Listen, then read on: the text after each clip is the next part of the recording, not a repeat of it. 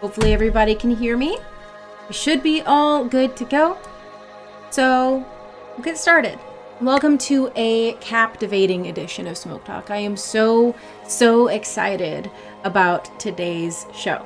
I'm your host, Sage, if you didn't know, and we are broadcasting live this sparkling evening. It's beautiful outside. It's that perfect, like, cloudy, but it's kind of just magical outside. You know what I mean. So, at this very hour, we are going to bring you two incredible guests. I'm going to tell you a little bit about them. First, we are going to be joined by Noelle Peterson, a Virginia-based MB talent whose artistry, to me at least, spans both the stage and the lens in equal measure. We are going to talk about how they have captured life's raw moments with grace and authenticity. They're on the cusp of a very bold journey, pursuing higher education across the seas. And we are going to explore every step of that voyage. And then if you stay with us past then, as the night unfolds at 8 p.m. Eastern sharp, the spotlight is going to turn to the Arthur Wells. Arthur Wells is a maestro of the imagination, the mind behind these enthralling TTRPGs that have consumed my days recently, to be perfectly honest. I've been reading just so much about these games. To me, they celebrate like these mystical ties of magic, community. They are incredibly unique. I am so excited. Now, we're gonna talk about the secrets behind the crafting worlds that captivate and connect. So settle in, turn up the volume, and let's start the conversation. Welcome to Smoke Talk.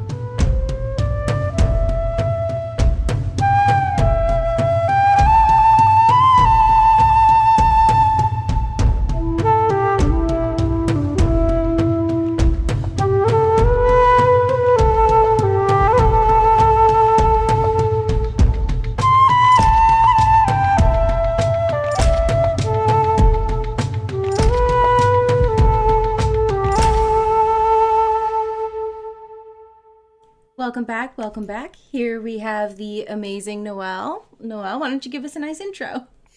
Hi everybody. My name is Noelle. I'm a non-binary actor and photographer based in Virginia. And I'm soon to be moving to Scotland to get my MFA. Welcome in. Okay, so we have a bunch of questions.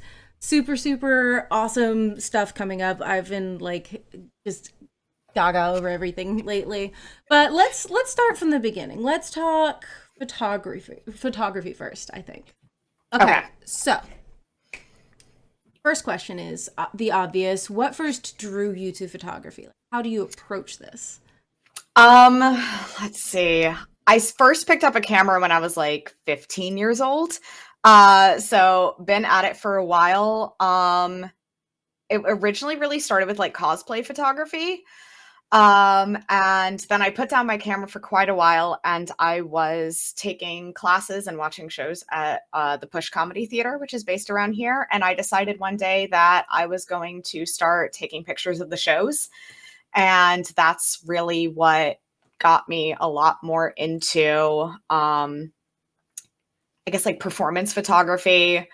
And then that developed into taking headshots for actors and really wanting to capture like candid moments of people. So like when I do family photography, that tends to be very candid. So I'd say it really sprouted from taking pictures at Push, because improv is like, you don't know what's going to happen. So it's performance, but it's very candid. Tell us a little bit about Push. Like what started you taking pictures there? So I was brought to Push Comedy originally to audition for a horror anthology that happens every Halloween. It was the very first year they were going to do it. And I'd worked with one of the 6 directors that was going to be part of it, and he wanted me to audition. And I kind of just stuck around the theater after that, just having a lot of fun being around funny people. Improv is also a very good skill to have as an actor. And even though it took me quite a few months to actually take a class, I eventually did. But I decided, like, I think this is something that should be documented. I think it'd be cool for people to have photos of themselves on stage. And I was just inspired to pick up my camera again, just seeing what people were doing on stage. And now there are like maybe like 4 or 5 people, like amazing people that take pictures there now too.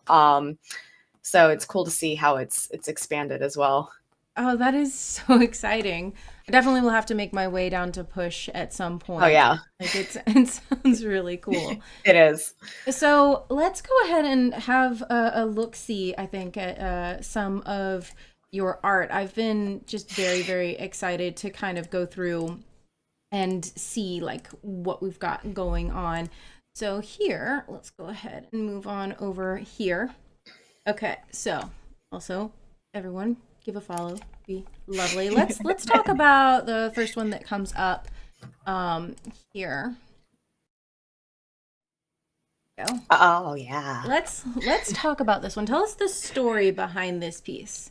Okay, so I was about to go on or start my auditions for various schools I was looking at for my master's program, and my friend Derek wanted to help distract me and just have a nice day out. So we went to an abandoned area in Virginia called Union Level.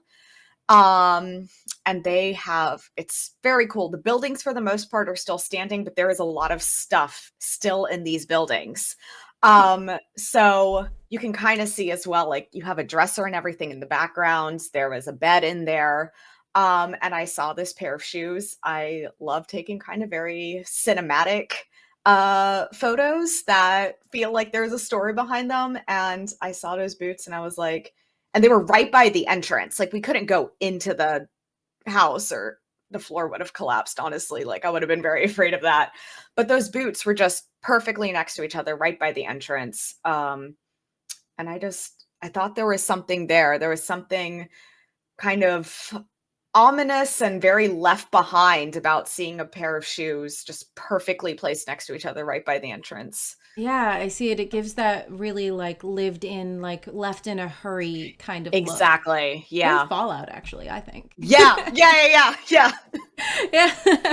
Yeah. I really appreciate that it's in black and white. I really appreciate that it's just like it's very well shot. It's very well Thank framed. you. I like the dresser in I the took it background. in color as well, but I this is what I also translated into black and white because something about the lights and shadows of it stood out a lot more to me in black and white than having the full color version of it.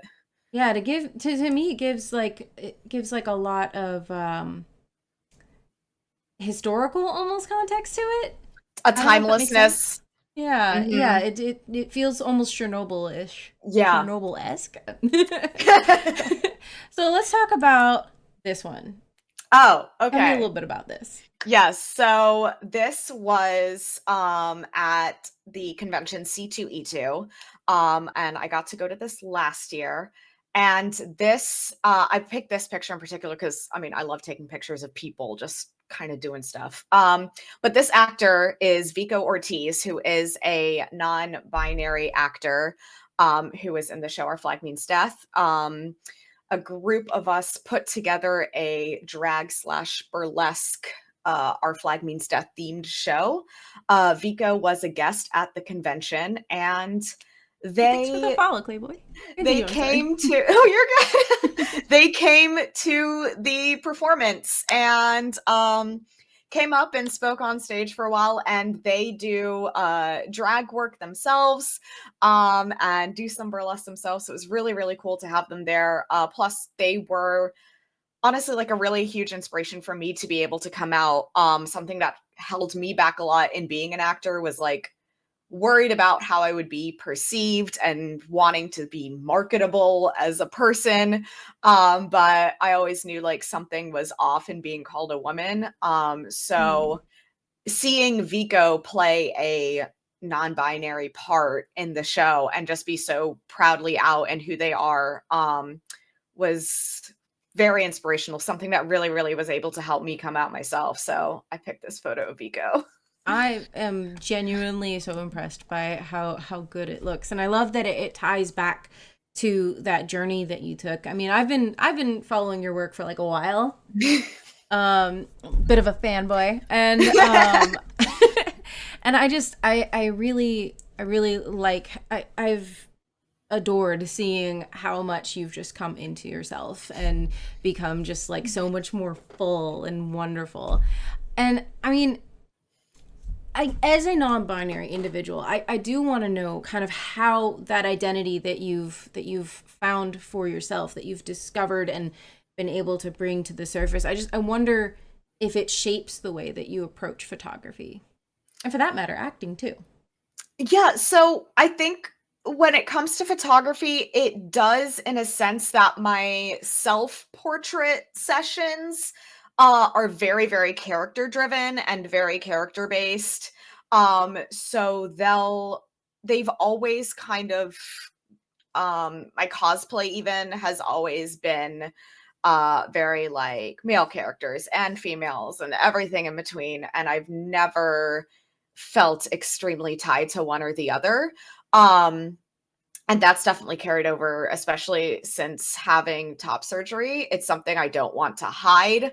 And if there has been the opportunity to show it in a character, I definitely have been very free about showing that aspect of my body now, because I mean it's something I'm very proud of. Like, I did something to make me feel more like me. And I Mm, definitely don't want to hide that. And I want other people to see it, especially if they might be figuring themselves out, or if they might not realize like non-binary people can get top surgery too. You don't, necessarily have to be a trans man to get that. yeah. So I just, it's something I just want people to see that non-binary people, trans people come in all different shapes, and whatever makes your body most comfortable is Yeah. something you should pursue. I adore that actually. I like that a lot.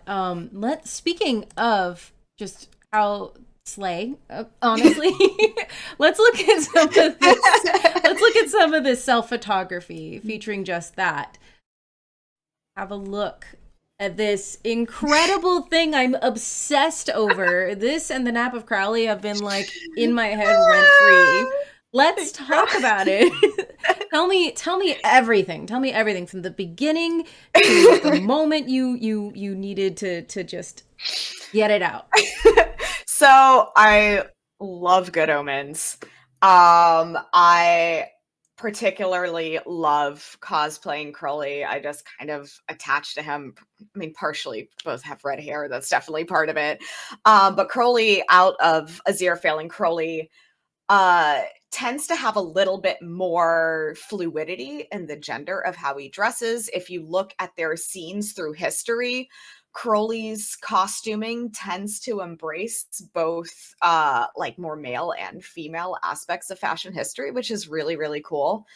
um so this photo, I had made the wings. Well, I'd used the base of like retractable wings, but I hand glued all of the feathers onto it. It took so Oh long. my god. But I had made these wings for my curly cosplay, and I really, really wanted to portray the fall of Crowley, Oh, which as fans, we probably make it potentially way more angsty than Neil Gaiman is potentially going to show us. But I love using religious art as inspiration. I love the lights and shadows of the art in it, and I like trying to uh, kind of replicate that in my photography. So I wanted to show Crowley having just fallen. So black wings, but still like the light, more angelic um hmm. garb. And I was like actively crying while taking these pictures. It was a lot. I feel like I was getting a lot out when I was taking these pictures. Yeah. But yeah, I just wanted just kind of like Renaissance religious art feel to his fall. I mean, honestly, First of all, your expression in this is incredible. I mean, I can see so much like pain and Mhm. abandonment and like a little bit of begging in there, like a pleading with Yeah. something that's Yes. abandoned you. Also, I was today years old when I learned it's pronounced Crowley, and I've been pronouncing it Crowley for so long. It's supernatural, they say Crowley, but Good Omens, they say Crowley. I I feel like Crowley works better because it's just Crowley. Crowley. Yeah. Yeah. That's what And I've it been works with saying. the Yeah. black wings too. It's like crow's wings. Yeah, exactly. But like, I mean, talk to me. Actually, okay, I'm a little curious just on a technical level. Talk to me about the lighting setup for this one. Oh my gosh. Okay. So I was given these two just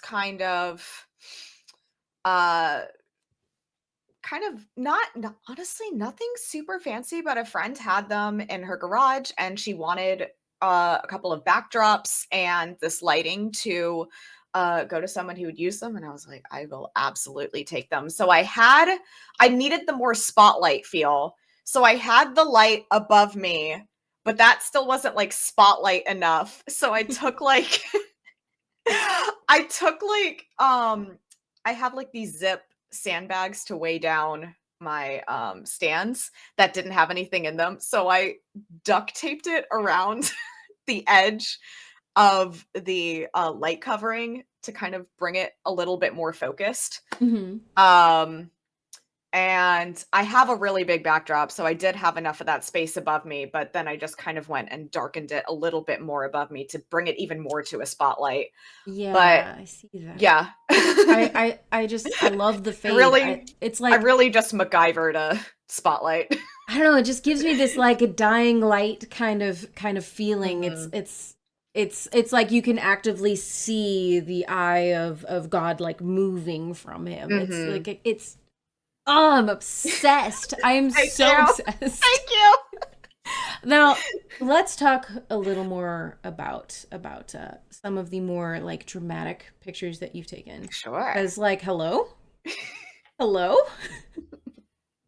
hi, tell me, yeah, everything. Just go ahead, go on. So I love cryptids. Absolutely love, love, love cryptids. So this is my portrayal of what a more humanoid, even more humanoid Mothman might look like.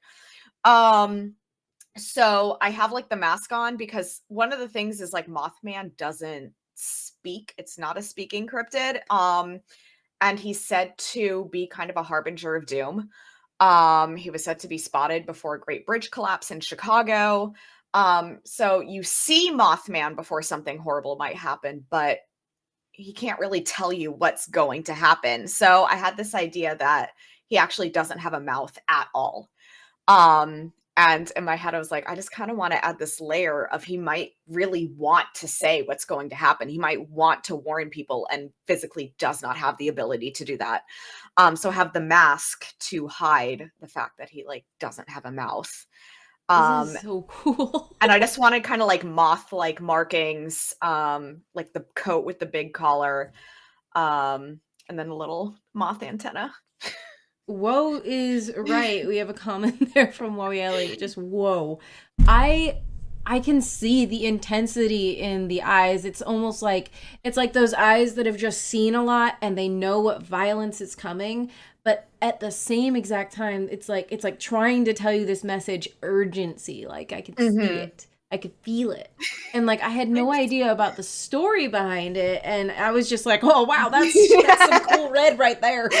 And now I'm looking at it and I'm just like mind blown by your creativity. I mean, Thank have you you. wanted to like write something about this? I haven't considered it. I am really bad at writing in like more long form things. Anything I write is very short story length. Hmm. But it would be cool maybe to write like a short narrative to kind of match this. Yeah, kind of like a cold open kind of scene where Yeah. like, you know, the smoke was rising and nobody knew why and just like 3 feet ahead of the smoke comes rushing this motherfucker. Yeah. And he's just like Yep. Yep.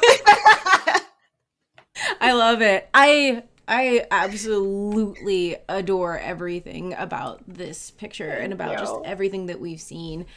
But like when it comes to photography in general, like it this looks like it took a lot of skill, quite frankly. And I mean, it seems like you've had to put a lot of hours, a lot of practice into this sort of thing. I mean, how long have you been doing photography? Like how long has it taken to build this level? Um, I mean, I've been at it for about 15 years now. Probably a lot more regularly for the past 7 or so. And just kind of continuously played around with lighting, and it's really just seeing what works, seeing what doesn't work, and you learn something different every time you shoot. Or if there's like a certain thing I want to Photoshop and I have no idea how to do it, I'm going to figure out how to do it just to make this picture happen. Um, so it's I really respect just that. trial and error and figuring it out. And yeah, that's why I like shooting myself, because I feel like there is not the pressure of like I have to impress somebody else. It's like I can take the time to figure out what's working and what's not working with myself. And That then is it's just true. me yelling at my lights, so, you know. I definitely I see that. Now, we've talked a lot about your photography. We've talked a lot about what inspires you, what the stories behind your stuff, like everything is. And I guess what I'm wondering now is more along the lines of, I mean, what like in contrast to your acting or in contrast to photography, like Mhm. what excites you about being in front of the camera, like as an actor? I I just love telling stories. That's really what I love to do. I absolutely love telling stories, or being in stories, honestly. So my performing started when I was about 6 years old, and I started doing ballet. So that's when my performance started. But even then, I was very, very drawn to doing story ballets.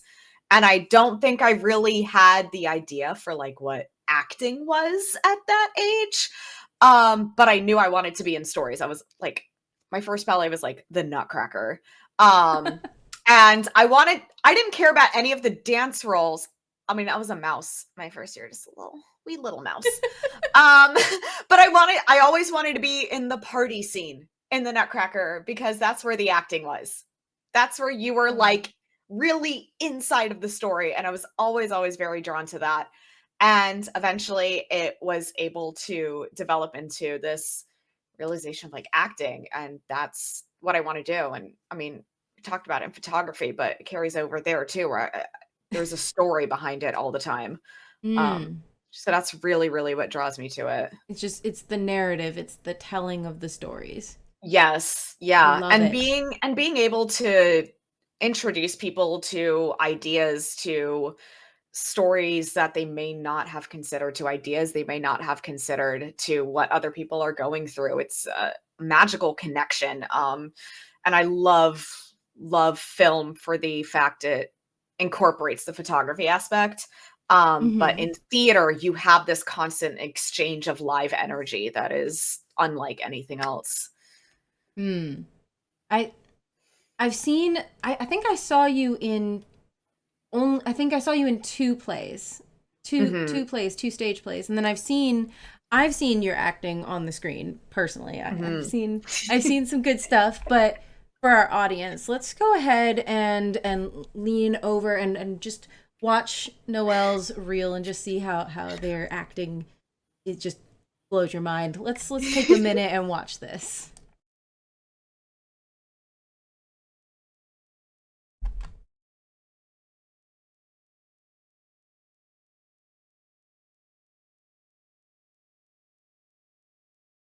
She let me borrow it. Lying is bad manners. I don't like people popping up out of nowhere, so if you excuse me. I must explain why I'm an admirer of the cartoonist Claire Dims. She does amazing work. Like this. Look, this is fine work. Very fine work, and this looks much like the Prophet, peace be upon him. If you say so, I'm no critic. And it is funny. Look, the markings on the scimitar in his hand. Very authentic. I'm glad you like it. When I see Claire, I'll let her know you're a fan. You must also let her know. It is a blasphemy. It is an abomination to the faithful. Hurry now, step forward! Hold! Sorry, no clowns. Women and children only.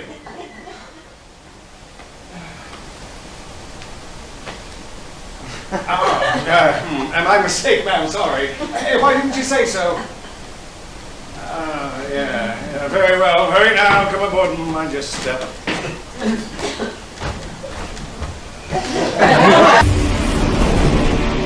Wanda, I need your help. I have a boyfriend.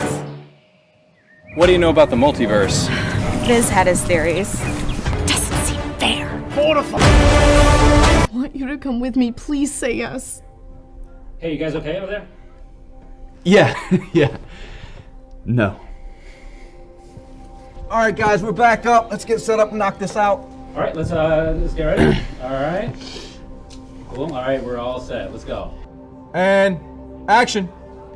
Absolutely. I would do anything for this girl. I love her. We couldn't be any happier. And cut. That's good. That's a wrap. Print it. You guys think you hold all the cards? You think you have the last word on reality? You do! No, you think anything you do to me is okay and anything I do is fucked because I'm not using the right words! I'm throwing pencils and saying fuck you and shit. That's my problem. You guys think you own the world. I mean, who made these rules, Andrew?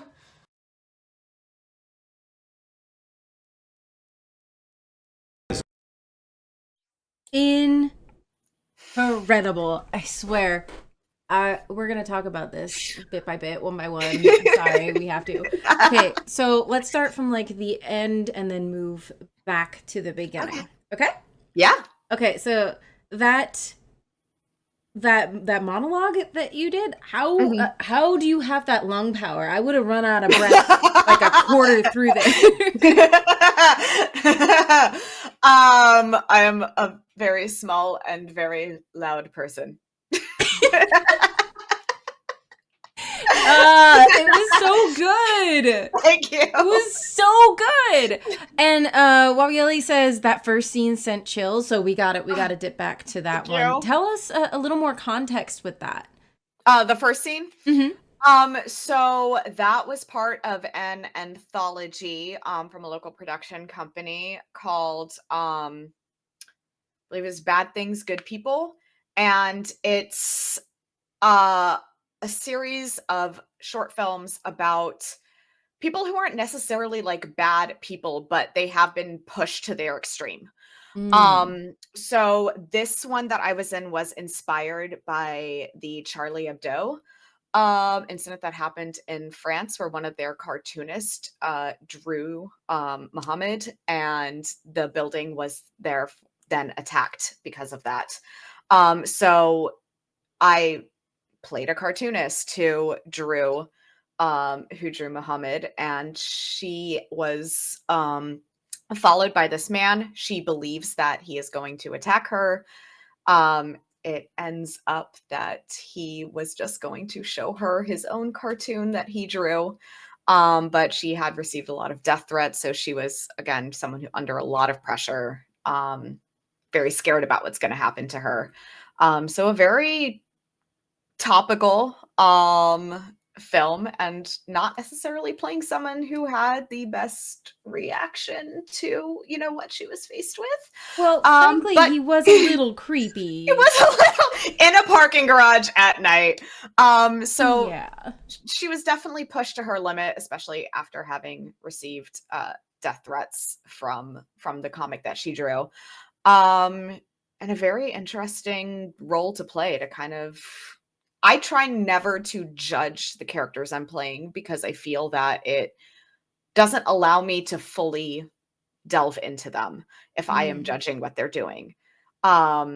So there has to be the I see what's happening, I see what's happening, I see what's happening in order to get through it. Right. It's the okay, maybe the first impression wasn't great, but like Mhm. hear him out kind of Mhm. situation.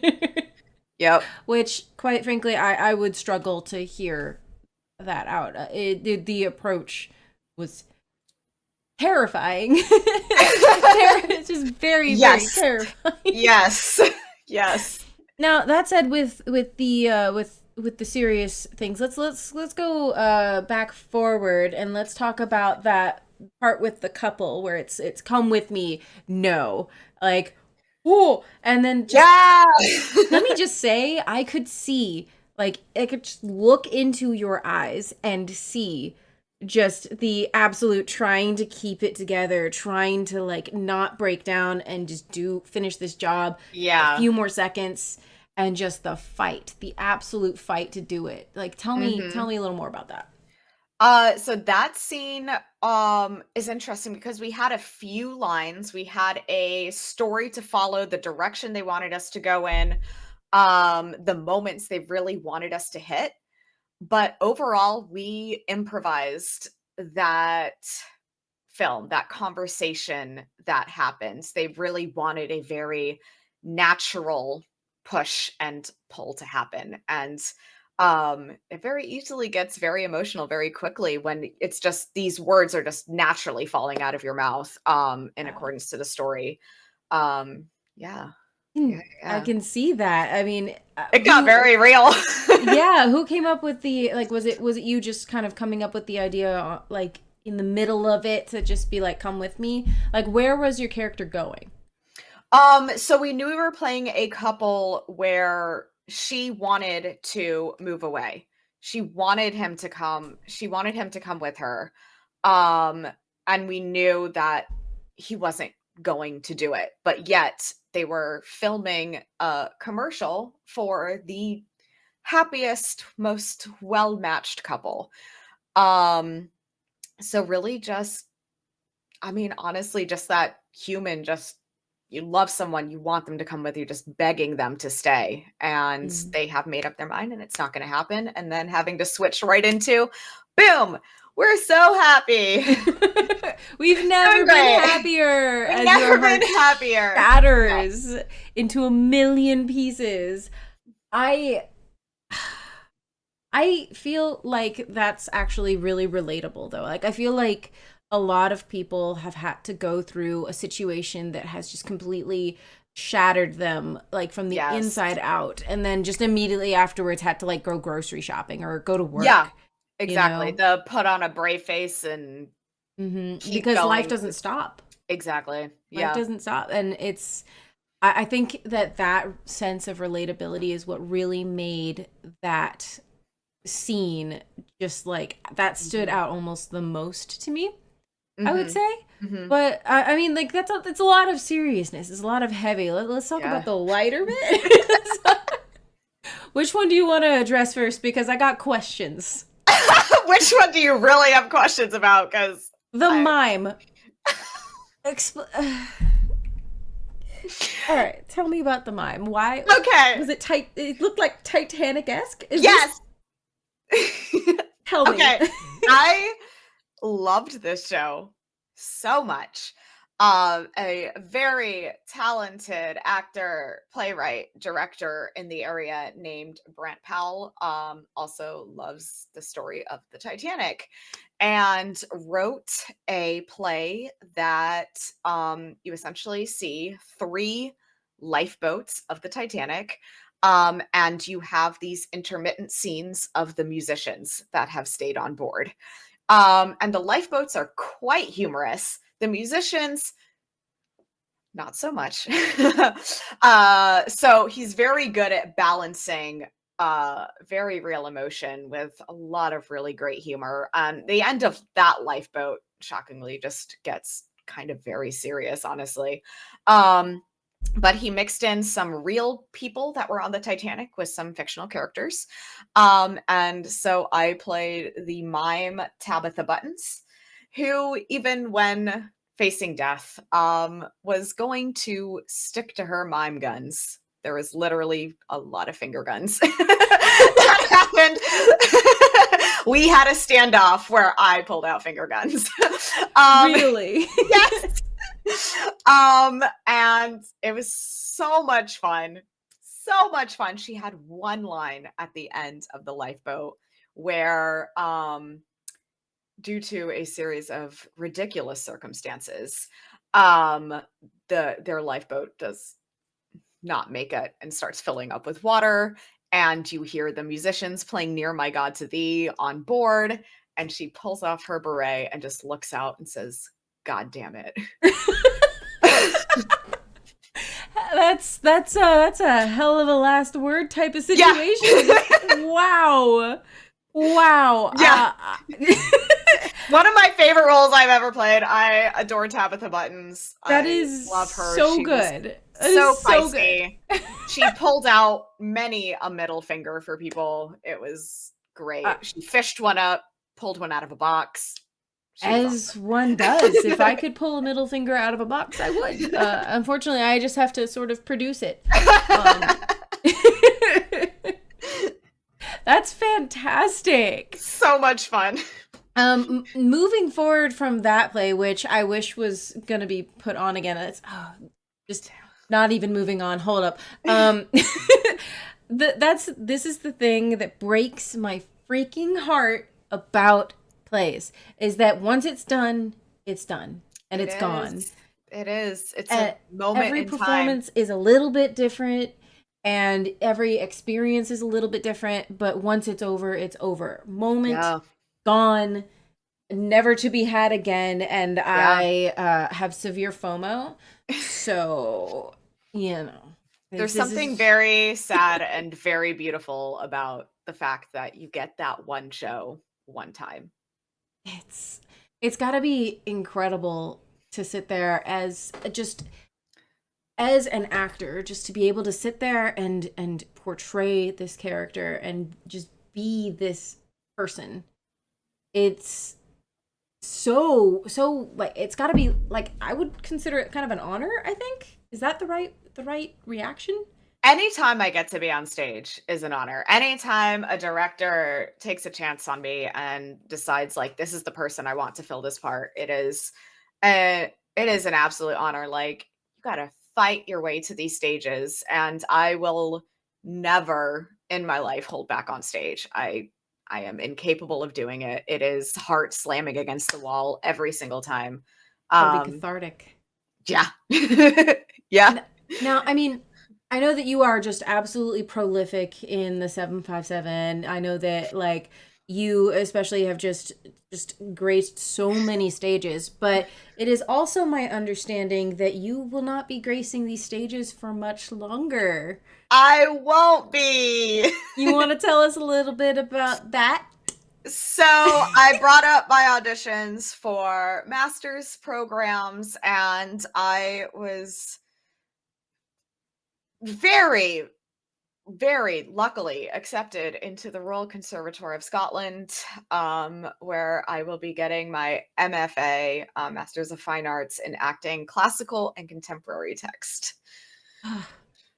So many cooler stages to be on in your future. I still can't believe it's real. I'm just that's incredible. I mean, how do you, I mean, first of all, congratulations. Oh my God. That is such a huge thing.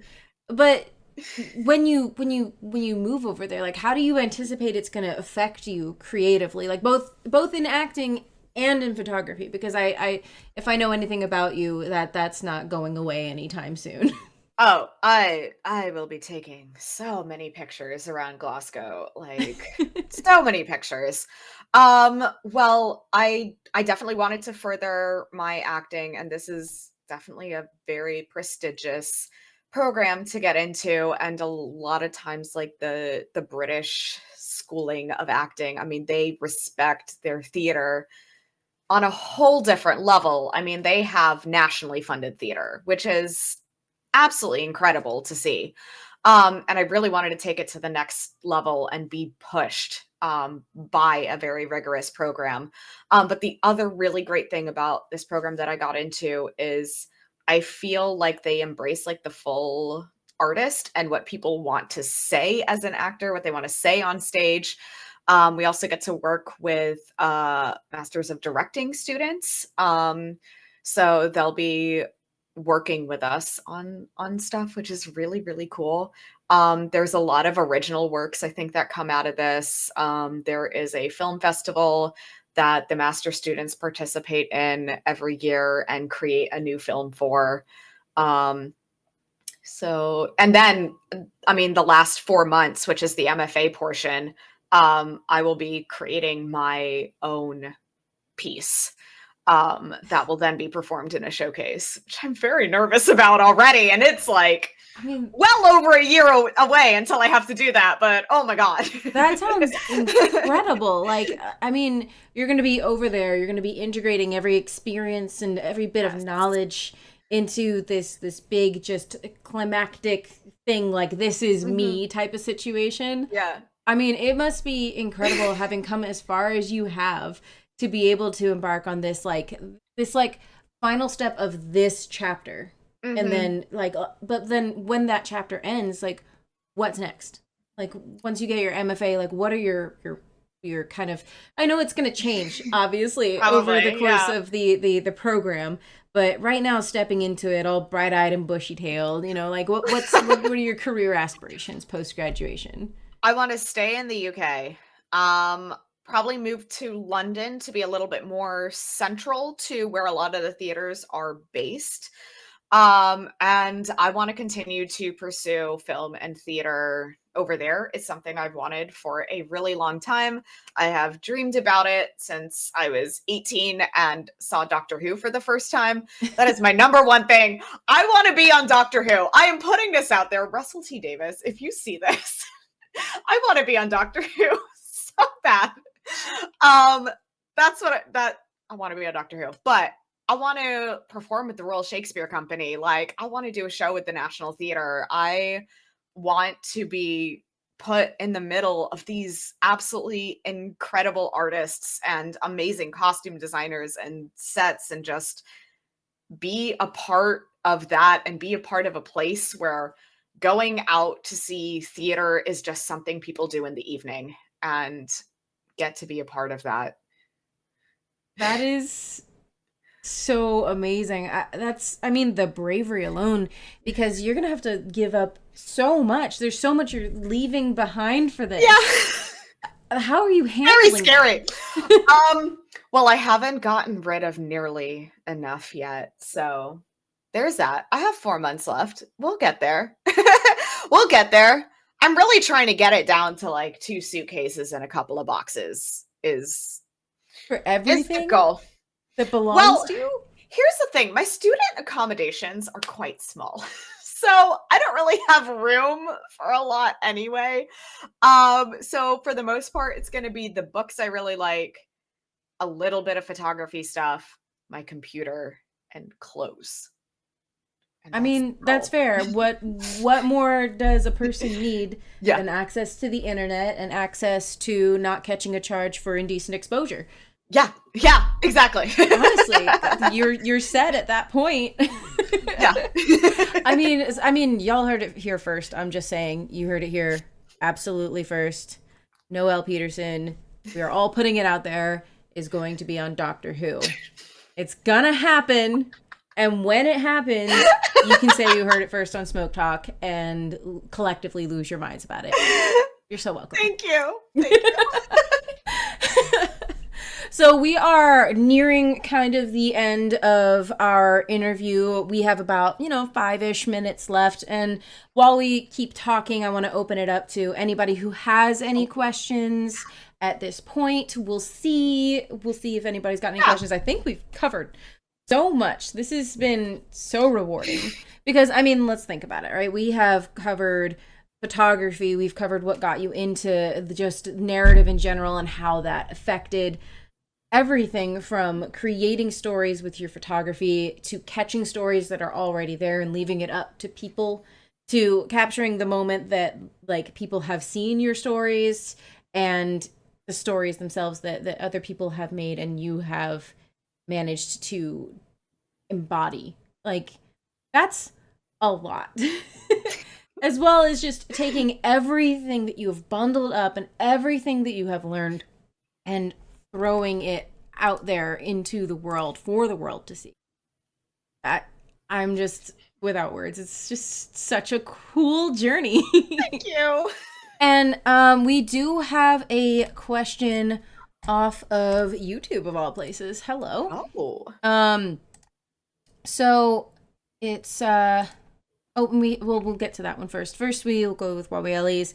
I might have missed this answer as I'm filling out scholarships for university. Good luck to you.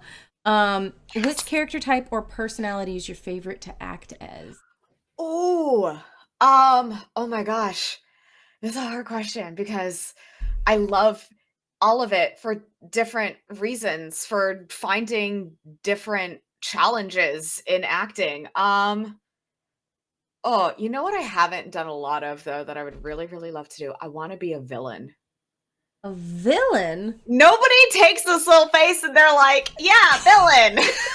I would love to play a villain. It would be so much fun. I mean, I feel like you could pull one off really well, mostly because you have this ability to kind of have emotion in your eyes and then have the rest of your face not match that emotion. So I feel like you'd play a really good what's the way to term this? Like a villain who's acting off of pure emotion. Ooh. Like, you know that old TikTok trend, turn it off? Yes. That's the kind of villain I can see you playing. Yes. I would love to do that. Okay, so describe for me your perfect villain. While Ellie says villains are cool. Villains are kind of cool, honestly. Oh my gosh. Okay. Perfect villain. I think like the villain that is very maybe like a very charismatic villain, because like they put on the smile and have all the personality, but like they're awful, like Kilgrave and Jessica Jones. Like that kind of person with like all the charisma, nobody would believe they're terrible, and then they are like behind closed doors. Would be really fun because then you kind of get the two aspects of that personality. You get the charm, and then you get the, well, now I'm gonna fuck you up. Skunk Monk says, or Oksana in Killing Eve. I haven't watched enough Killing Eve. I didn't finish that. I didn't finish it. I'm sorry. We do have a question on YouTube. The question is, do you foresee yourself when you go over to ye old Europe? When you go over to ye old Europe, playing any roles that are specific to the cultures there that you can't get here? I mean, there are definitely a lot of very British roles because they do a lot of like specifically British theater there, and that would be a lot of fun to do. There are certain ones I don't know if I would like. I don't know, like playing like a Welsh person, because they're still dealing with a lot of shit from like the English government, and they dealt with a lot of like the Welsh language like being crushed and that kind of thing. So I was like, let's let the Welsh play the Welsh, because there's a lot of history there. But British roles, yeah, no, I'll do anything. I'll do anything. Every role you play, you get to learn more, like, because you want to learn about the roles you're playing. So I'm down. I'm down. Honestly, I feel it. And I can see that passion that you have. And I can see how much you want to put it out into the world. Yeah. And that's kind of the whole theme of Smoke Talk, to be honest. It's what passions burn within you, what creative embers are creating this smoke inside of you, and what messages, what signals are you sending out in the world. And on that, I have our last question of the evening. If you were to take all of this passion, bundle it up inside of you, and put it into words, what would you tell the world? What do you want the world to know? What do I want the world to know? Oh my God. Um, ah! Oh, this is gonna sound so cheesy, but like, honestly, follow your passions. Like, don't let anybody tell you can't. Don't let anybody crush that in you, like, ever. I spent a lot of time trying to, I think, not be an actor because I was afraid of the instability that can come with the career. But no matter what, the only thing I could see myself doing is this. So if you have that thing where the only thing you can see yourself doing is that thing that you really, really just love, like, do it. Do it. Don't give up. If you think you're not good at it, keep fucking going, because everything is just trial and error and practice and working on it, and just be willing to learn all the time. I love that. I love that. And you know what? Just, I think, to add my own little thing on that, if you were just listening to that and something came to mind, if you were listening to what Noelle just said and their words put in your head an activity, something, that's it. That's it. Sink your little hooks in. Hold on. It's going to be a crazy ride. Do it. Do it. Just do it. Just do it. Well, Noelle, this has been an absolute and utter treat. Thank you so much for coming on the show. Thank you. This has been so much fun. Thank you so much. In about a year, we're going to have to check in and see how it went. See if I'm losing my mind getting a degree. We're going to pick what's left of your mind in about a year. Yeah, it's going to be great. I will be so normal. So normal. This has been absolutely wonderful. We're gonna go ahead and say our goodbyes, sad goodbyes, and go ahead and head on into an intermission. Thank you so much. Go ahead and say goodbye to our viewers. Goodbye, everybody. Thank you for joining, and thank you for listening. If you're listening to this later, thanks for spending time with me. It means a lot. You are so freaking precious, I swear. Okay, it was wonderful to see you. We'll see you next time. Bye. Okay, everybody, this has been just wonderful. I am just mind blown. This interview has been incredible. Now we're gonna head on into an intermission, and as we take that short intermission, let's sort of just to let it settle. Let's settle in Noelle Peterson's stories of transformation through acting and photography. It's just been light and shadow, and it's just been incredible. And when we come back, y'all know what time it is. We are going to continue with Arthur Wells, whose tabletop realms are just incredible. It's just such a rare essence of storytelling and communion. And, you know, honestly, whether it's through a camera's lens or through a roll of the dice, turn of the card, or just a simple DM's decision, I think that our stories are all kind of woven from the same thread of human experience. And I know that sounds so cheesy, but I honestly, that's what I feel. So we're going to go ahead and head into our intermission while we set up for this next wonderful, incredible interview. And we'll see you in about 5 minutes on Smoke Talk. Thank you for coming.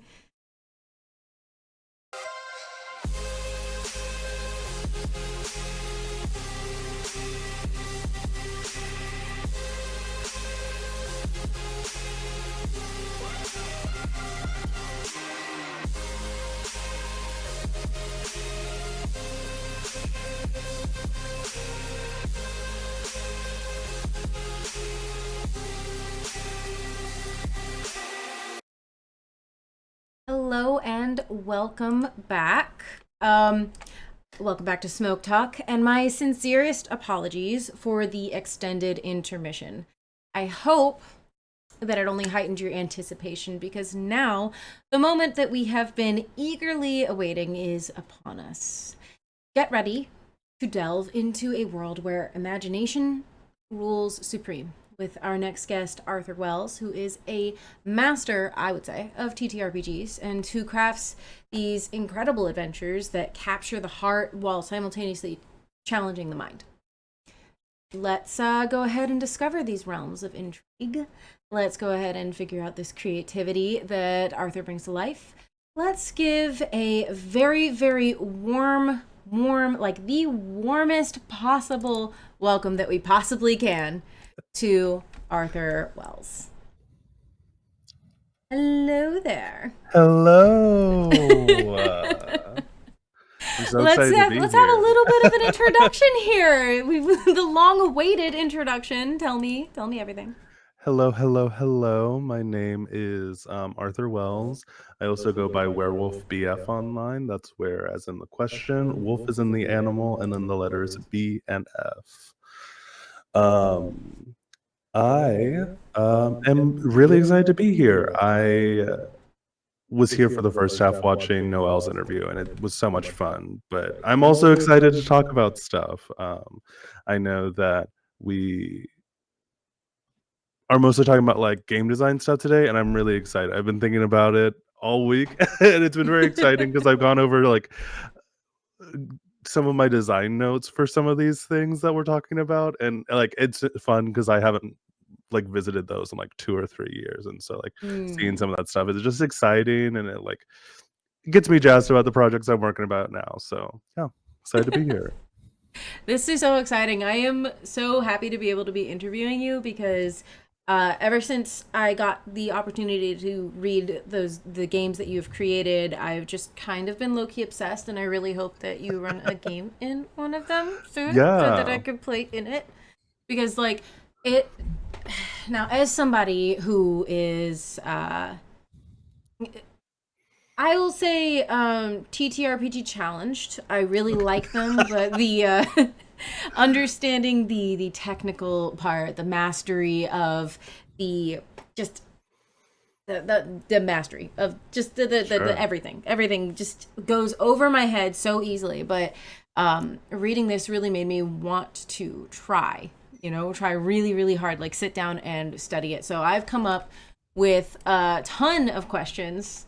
Just an I've been a menace. I've been a menace about this. Now, let's go ahead and look at some of these. Yeah, Definitely. Let's take a look. Okay, so first let's start with let's be for real here. We're gonna start with Cold Moon Sabbath. Absolutely. Absolutely. Like I want to know what inspired you to create this. I mean, like, are there specific personal experiences, literary works, films? Like, tell me what influenced the games.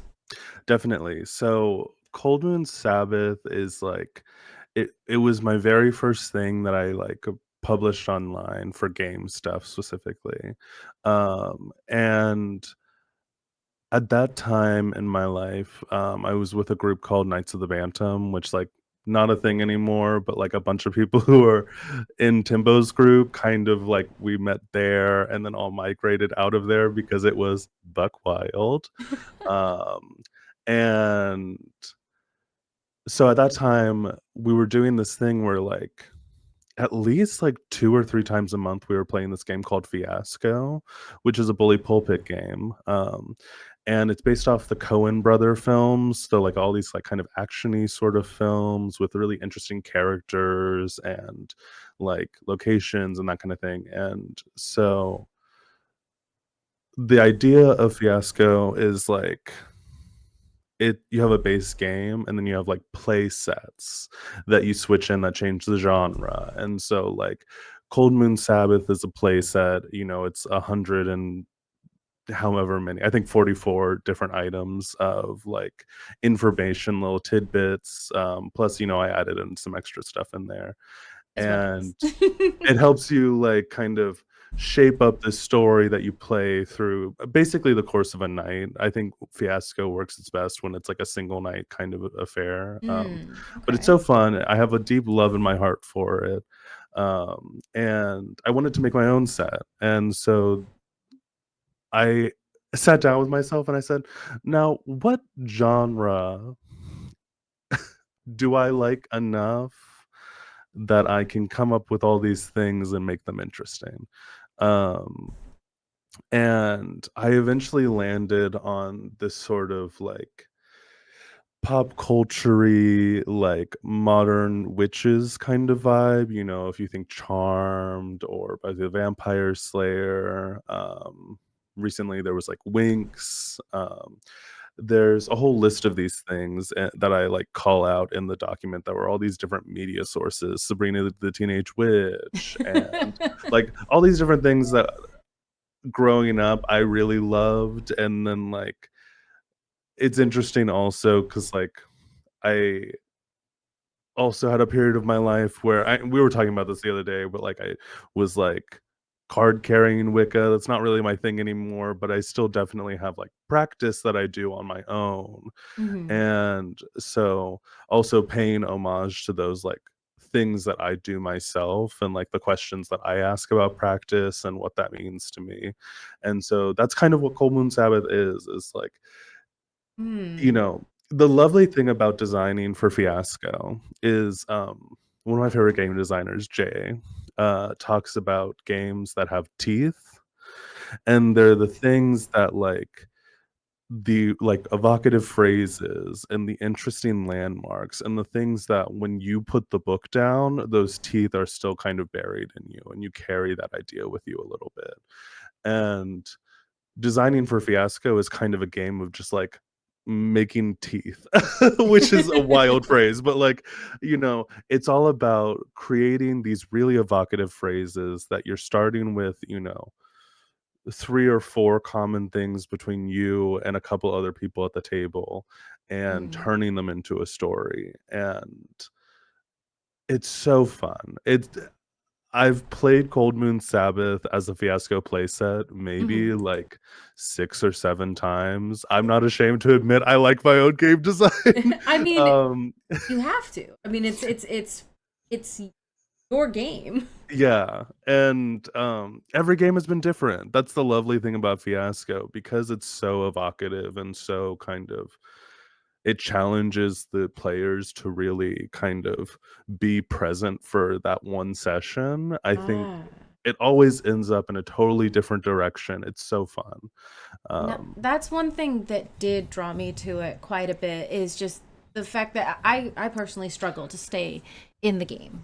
I struggle, I fade out, you know, it's part of the ADHD brain. I just, oh, a squirrel, you know, definitely. like I'm off there, I'm staring at other things. I get a thought about like anything else, but I really feel like not only like that I could stay in Cold Moon Sabbath, but that I would have to survive it. Sure.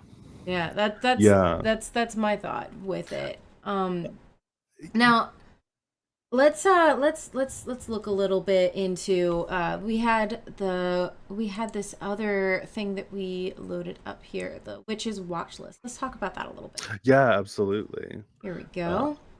So tell me a little bit about this. so this is really common for Fiasco playsets.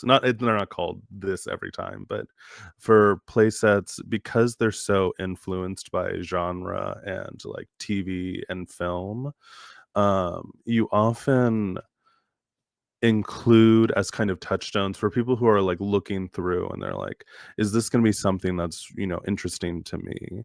You can always go to the watch list page in a Fiasco playlist and it's kind of like, here's media touchstones that like if this is hitting for you, well, great news, this playset's going to be probably going to be a good experience. And so I called out a couple of these already. I'm pulling it up because I have bad eyesight, so I'm pulling it up on my own computer. But the Witches watch list, I think I included maybe like 20 to 25 things in here. Wow. Beautiful creatures. I think lovely kind of high stakes family drama in terms of witches, which is part of this. Cold Moon Sabbath is a game about kind of like a coven gathering at the winter solstice, which is also the cold moon, which is the December full moon. Mhm. And there is, I think, a little bit of symmetry in that sense, because Beautiful Creatures, like, there's this, on the 16th birthday of each person in this family's thing, something big happens to them. And so, like, the family all gets together to essentially watch whatever wild transformation happens. And so I think that was part of that inspiration. You have The Craft, Winx, Sabrina the Teenage Witch, and also Chilling Adventures of Sabrina, even though I know the ending of it was a little like, the vibes are there. I didn't reach the ending of it, I'm not gonna lie. It's okay. It wasn't worth it. Absolutely. Jeez. And Lovecraft Country. This one, I think, I'll call out just a couple more, but Lovecraft Country, I think, is very much deep in a lot of the thematic vibes of this playset. Is Ugh, like I the so agree. intersection of like high ritual magic and just kind of more like native practices, which doesn't, the show got ended, but there's more happening there. And Yeah. the kind of, I don't know if you're familiar, but it's this really interesting idea about like, Masonic hermetic orders and kind of Mhm. lineage, and how that kind of interplays with American history. And like, you know, when someone back in like colonial times had sex with one of their like women slaves, and then 100 years down the line, it like there's like these two sides of this family. And so Mhm. I think that like, but there's also that show also deals a lot with like things that are actually magic, and also things that maybe just look magic and aren't, and things that don't look magic and are, and kind of those expectations. It goes at it from all Yeah. lenses. And I think Cold Moon Sabbath also plays with those ideas of like, maybe it's magic, maybe it's not, maybe it's just coincidence. And for like relationships in the objects section, there's a whole section dedicated to just like, maybe it's magic, maybe it's mumbo jumbo. And it's kind of balancing that line of like, here's an item that could be something, a US playing cards tarot deck, which is like, Mm. it's still a tarot deck. It is also the most mass produced tarot deck in the world that, you know, profited off a woman's artwork that never, like a Roma woman's artwork that she never got credit for during her life. Like, it, there's a lot of interesting things tied up, I think, with modern witchiness, to put it kind of frankly. And I think Mhm. that's part of the challenge of Cold Moon Sabbath, is it's asking you to consider those like nuances. I like that it does ask you to think like, is it real? Is there Yeah, any legitimacy to it? I do agree. I think that's really really interesting.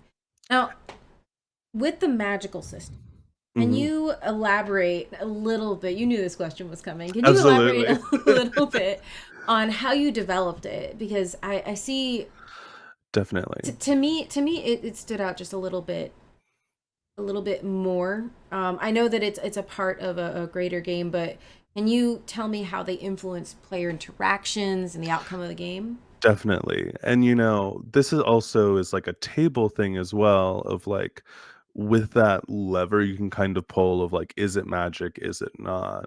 I think there are some tables that will lean more into it, of like, something huge is going to happen. And then there are other ones where it's much more of kind of like a like practical magic story, where it's like there's a little everyday mundane magics.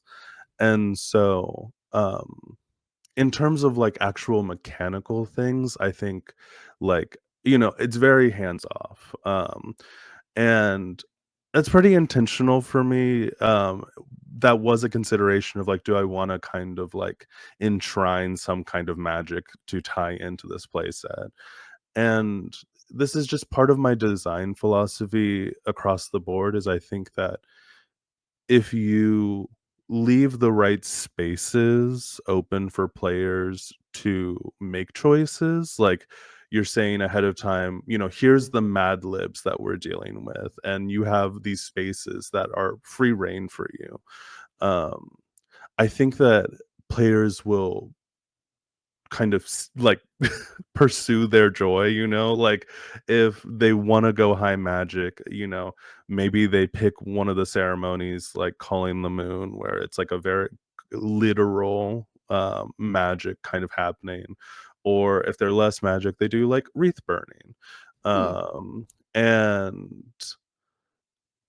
that's part of making the set, is I wanted to balance that line. And so, you have to go really swing for the fences with saying things like a door to the world of monsters, Mm-hmm. but then on the other hand, just say like you are in a dark room and you have a single lighter.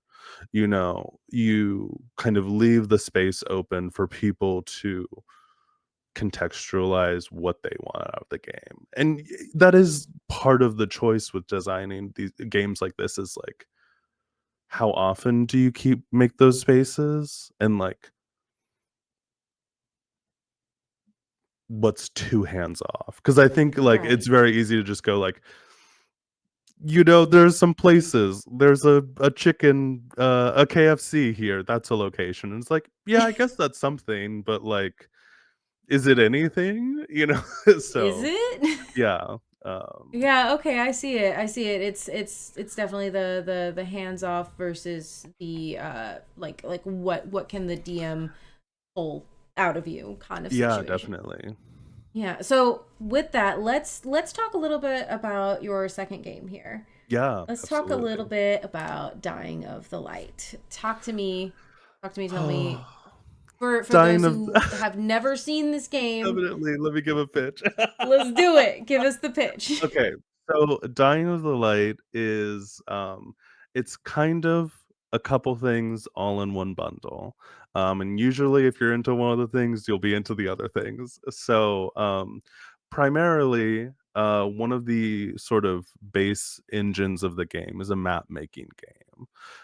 It's based off of some of the ideas from um, The Quiet Year and its sequel, The Deep Forest, which, Sage, I think we should play The Deep Forest. It's very good.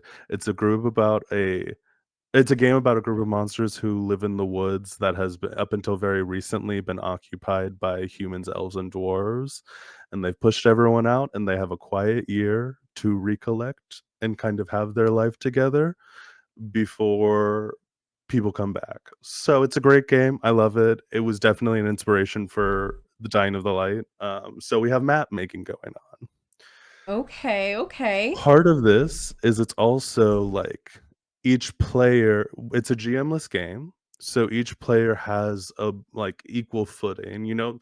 There's all GM-less games is kind of a misnomer, because there's always going to be one person who like knows the game. But Hmm. I think it tries to give everyone that like equal footing. And part of that is each person is not playing an individual character. Okay. As a group, we are playing out a night as a city. Both its people, its locations, even just like interesting things you find there. That's the Mm. task of Dying of the Light, is to show kind of the quiet and intimate moments in a large, bustling city. And so, to put it all like really nicely together, it's a game about depicting a city, its connections between people and location on a single night. And truly, it's one of my favorite things I've ever written. I revisit it every once in a while, just because like it it's it's not challenging mechanically, but I think that it's really it's not challenging, but it's rewarding, in that like, if you put in the work to really like have a good time and play through the game, I think that the game kind of pays you back in kind, and you leave with something special. Mm-hmm.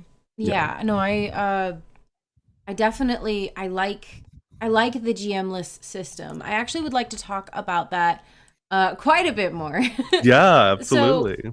okay, with that, I've noticed that with what you do, there's a very strong emphasis on non-traditional storytelling. Like the GM-less system in that it's just there's such a potential for chaos in Hmm. that.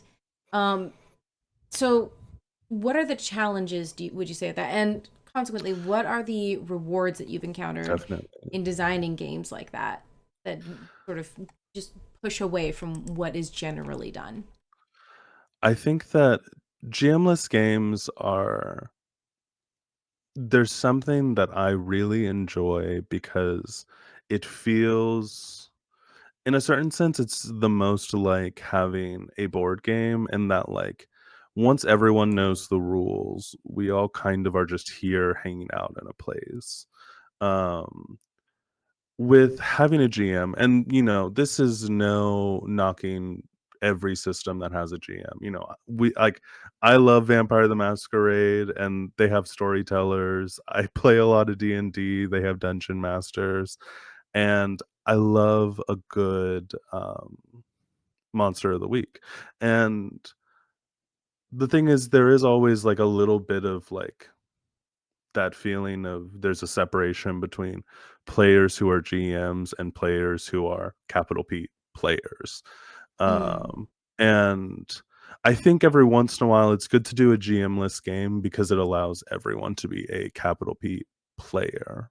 And there's certainly other ways of looking at it that it's a way to make everyone like have equal authorial intent or things like that. But I think my primary motivation is like breaking down that barrier where people who are running the games have to feel like they're not a player, if that makes sense. Yeah, that does make sense.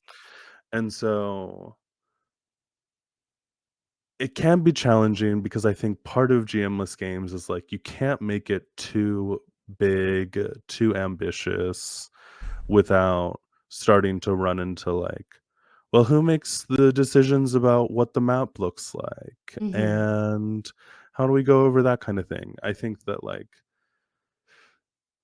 if you look at Fiasco, it's a relatively short game. Once you like, if you look at the rule book, for Fiasco, once you take out all the extra play sets and like the examples of play, it's a relatively short rule book. And like Yeah. Dying of the Light, the majority of the text is the Night Oracle. Um, You so said the that's word. really, yeah, You said the that's word. that's really the like biggest challenge is not getting too big. Mm-hmm. But I think the biggest reward is that like it's really satisfying to play a well-made GM-less game because it's like it feels very hands off, and I enjoy it. I think it's fun to do when you can. Yeah. But I did Yeah. say No, I, definitely. I agree. I think it's a very unique way to play. I don't think I've ever come across something that quite plays like that. Man, I am little baby TTRPG player, but Sure. so far from what I've read, this has very much captured my personal interest. And again, I will vote that we play this I would immediately. love Thank to. you. Oh, absolutely. Either this listen, any of like Quiet Year, Deep Forest, or Dying of the Light. Obviously, I'm a little biased. I think they're all great. Truly, kind of. I think it's very mind opening, if that makes sense. Like you, Yeah. once you play a TTRPG that's really different from like a D&D or a World of Darkness game, Mhm. and you like have a good time, it's like, oh shit, games can be a lot of things. Yes, that's what I'm discovering recently playing Fate actually. When I started Mhm. playing Fate, I started really realizing kind of what else I could do. Now, you said the magic words. You Of said, course.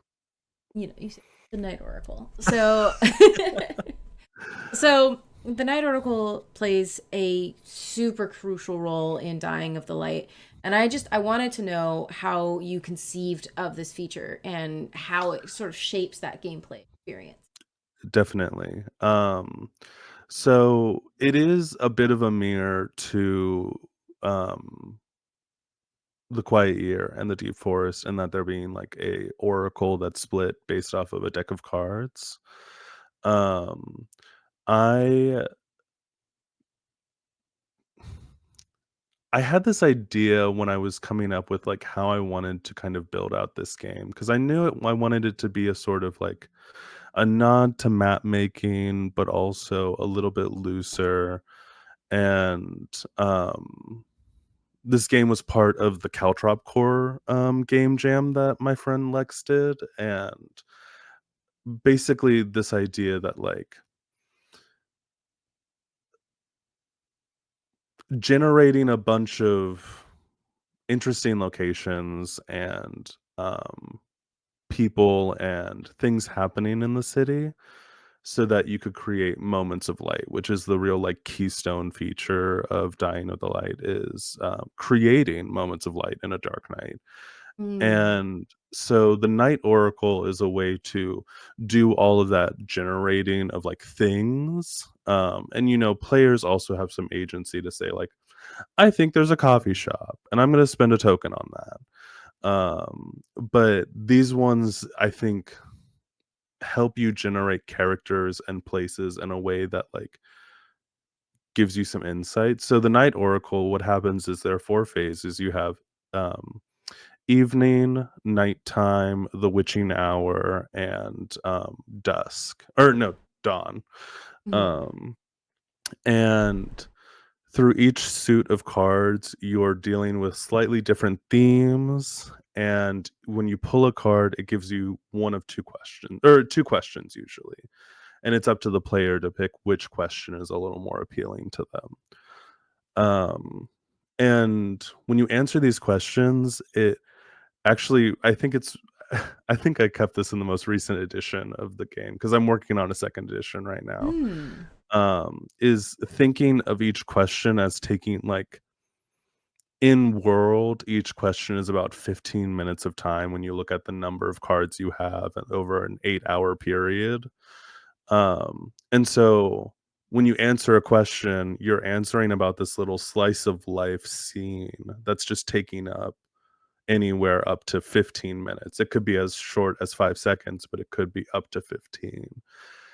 And so you create all these little people, these little blorbos in these little places, and you have a little bit of connection to them that kind of encourages you. And so the Oracle is really the like part of the game that's intended to kind of pull on your heartstrings a little bit, and then the moments of light are the moments where you get to it's kind of a call and response, where the Mhm. game says like, "Here's these interesting things," and the player says, "Here's how I feel about that. What if I try and do something about it?" And yeah, I think that it's that's really like the main purpose of it, and informs a lot of the choices I did when I was trying to come up with things of like, you know, 52 question or 52 cards with two questions each usually. It's a lot of questions to come up with. It And is. how do you pick the ones that are, carrying important information and the ones that like it's interesting, but maybe I just like think that it's fun for myself. Like the kill your darlings kind of thing. The worst part of Where story making, the hardest part. absolutely. And there were questions that like were in my original document that didn't make it into the final game because it was like I think this is just one that I think it's really nice. I don't know if it'll resonate with someone else, but like I'll treasure it. Mm. And so the intent behind designing was like what are the things that have the punchiest kind of emotions of like how do you take a card and make two questions that are related. And so one of my favorites is in the second phase of the night. On I don't remember what the actual card is, but one of the questions is about two people who are on their last date. They don't know that it's their last date. What's one memory that they will remember from their relationship together. And Mm. the other question is like, there are two people who are on their first date and they're thinking about someone else in the city. Describe someone else in the city who's not even at this location. And so, kind of like finding similarities or creating similar questions that also like ask different things, if that makes sense. Of No, I like, see it. I see you it. That know, that first question would have murdered me, actually. I would have definitely. I think at that point, due to personal reasons, I would have passed away. Absolutely, Because immediately. then you think there are so many songs that exist that say like if I had known this was the last time I would Yeah, have said this, that, and the third, and like being able to like hold on to a memory like that is incredible. And the other thing that I really love is the fact that you get people so incredibly like invested. You get them so invested in the story because they have a hand in its creation, because they have the chance to do that. And I've noticed that with a lot of things, like the second that people get to create, they remember. They remember. So I feel absolutely. like anybody who plays Dying of the Light at this point, the moment that they have a creation, that's something that's going to be a part of their souls. And Yeah. even if they never play the game again, that question in there, like they're gonna apply it to that. Like I didn't know I was never gonna play the game again, but man, do I have this memory. One of my favorite things to imagine is like one of the things the game suggests is like having flashcards where you're writing people or moments on that you're kind of arranging on your map. Yeah, I And I 100% love would. the idea of someone like playing the game, they made all their characters, their locations, their moments of light, and 2 months later they find one of their flashcards and it's like getting kind of hit by that moment again, and it's like, Mhm. that's the kind of, like, design thing that, like, as a game designer, that's the thing that I'm chasing is, like, helping people make memories that are, like, gonna last, because here's a fun thing, here's a neuroscience thing, there was a study that was done about, it specifically focused on D&D, but, like, it was a sort of TTRPG games science kind of thing Mhm.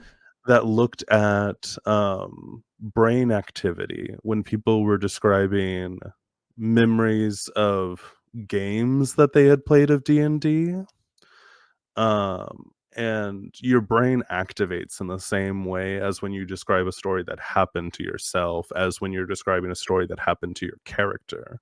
Really? Um, and so that's always really stuck with me. Like, one of my friends told me that because he's like a professor for like of neuroscience, and it's like we were talking about game stuff one time, and he's like, "Oh, I read this cool paper," and but it always stuck with me because it's like I think that's you know as a game designer, I kind of hold that Mhm. in my head of like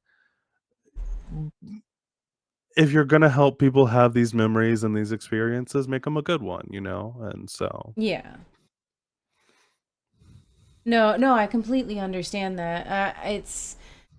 I feel like if I came across a note card that like I had written a memory like that on, I mean, it really would feel real. And honestly, like it kind of is because you have to think like your experiences, the only difference between your experiences as your character and your experiences as you is the other senses.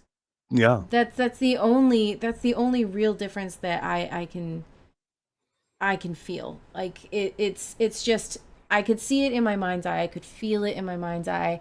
I could taste it and smell it and everything, and it was just all in my mind versus in my body. And I think that those stories are completely valid. Mhm. Now, with that being said, like did you know this before you started creating? Which part? Just The that these memories are like that it fires off the same neurons in your brain. No, actually, like, it was well, I guess it was before I, like, published my first thing, but, I started doing game design, like, in college, and it was something that was very much like I'm publishing for me and the like 5 people who follow my Tumblr blog. Mm-hmm. Um, and I still have a bunch of that stuff, but the blog has been since deleted. But the I think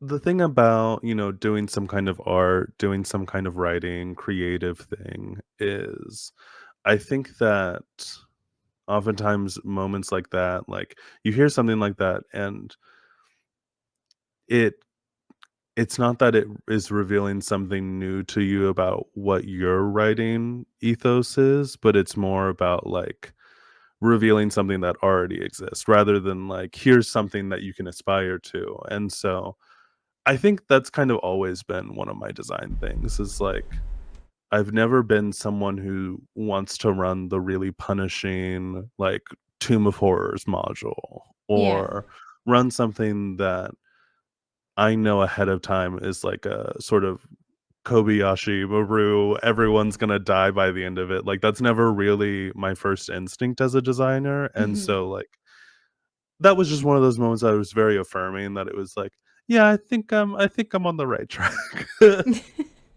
It's inevitability is a really, really slippery slope. It's hard to hold Yeah, on at any point if there's just like okay, but like on the topic of inevitability, like sure. I actually I do want to know kind of how you balance the elements of chance because chance I think in a way can be inevitability in and of itself. So how do you balance that with player agency because you want to have this really good storytelling experience, Definitely.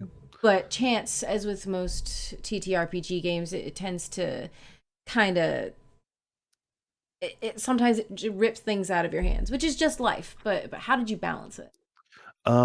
Actually, if you could, would you be able to pull up that quote from Absolutely. I think it's very relevant to it because this is part of like it has always been part of my kind of creative practice and it carries over into games. But at a very young age, I became personally very attached to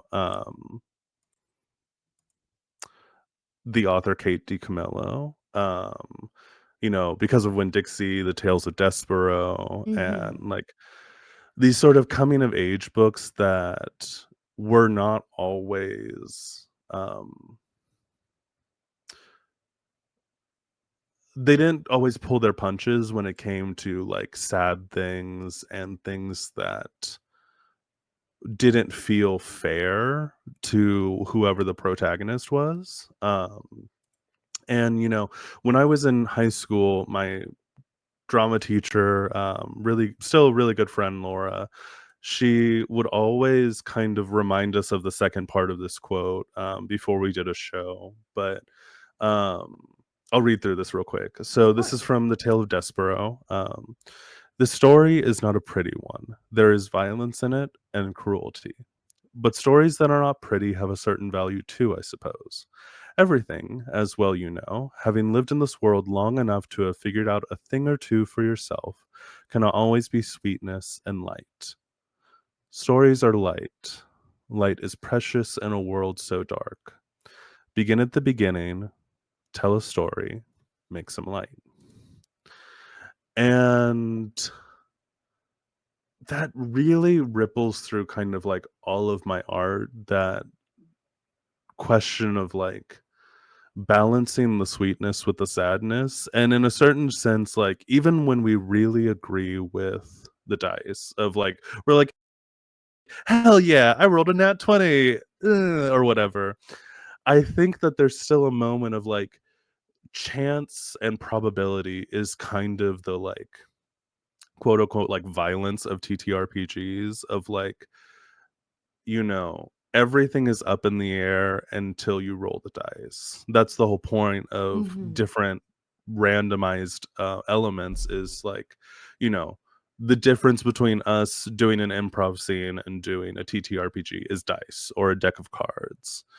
And leaving that choice up to chance where you may not be super jazzed about the result you get, but I think it's still important to kind of think about, okay, so that happened. What are the offshoots? What are the things that, like, as a storyteller, I can still dig my teeth in and go, this sucked for my character, but it was still such a good moment. And so that's part of, Dying of the Light. The core mechanic is the moments of rolling for a moment of light. Mm. And the base thing, you're rolling 1d4 and you're trying to hit at least a 4, which is not bad chances, but you can spend tokens to try and roll more, or maybe a question tells you to roll more dice to give you a better chance. Yeah. I think even in the best of scenarios, and this is like built into the design, even if you were to, spend 4 tokens and you have 5 dice that you're rolling, it's still not guaranteed that the thing you were hoping for is going to work, or something worse might happen. And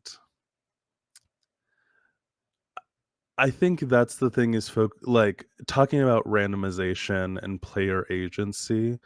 I think it's about finding the truth in the moments where you have less player agency. That's the challenge of doing this is like, if you're playing Delta Green and you hit your breaking point and have a bit of a like breakdown, what in that is interesting to your character? What are the things that are like still driving you forward?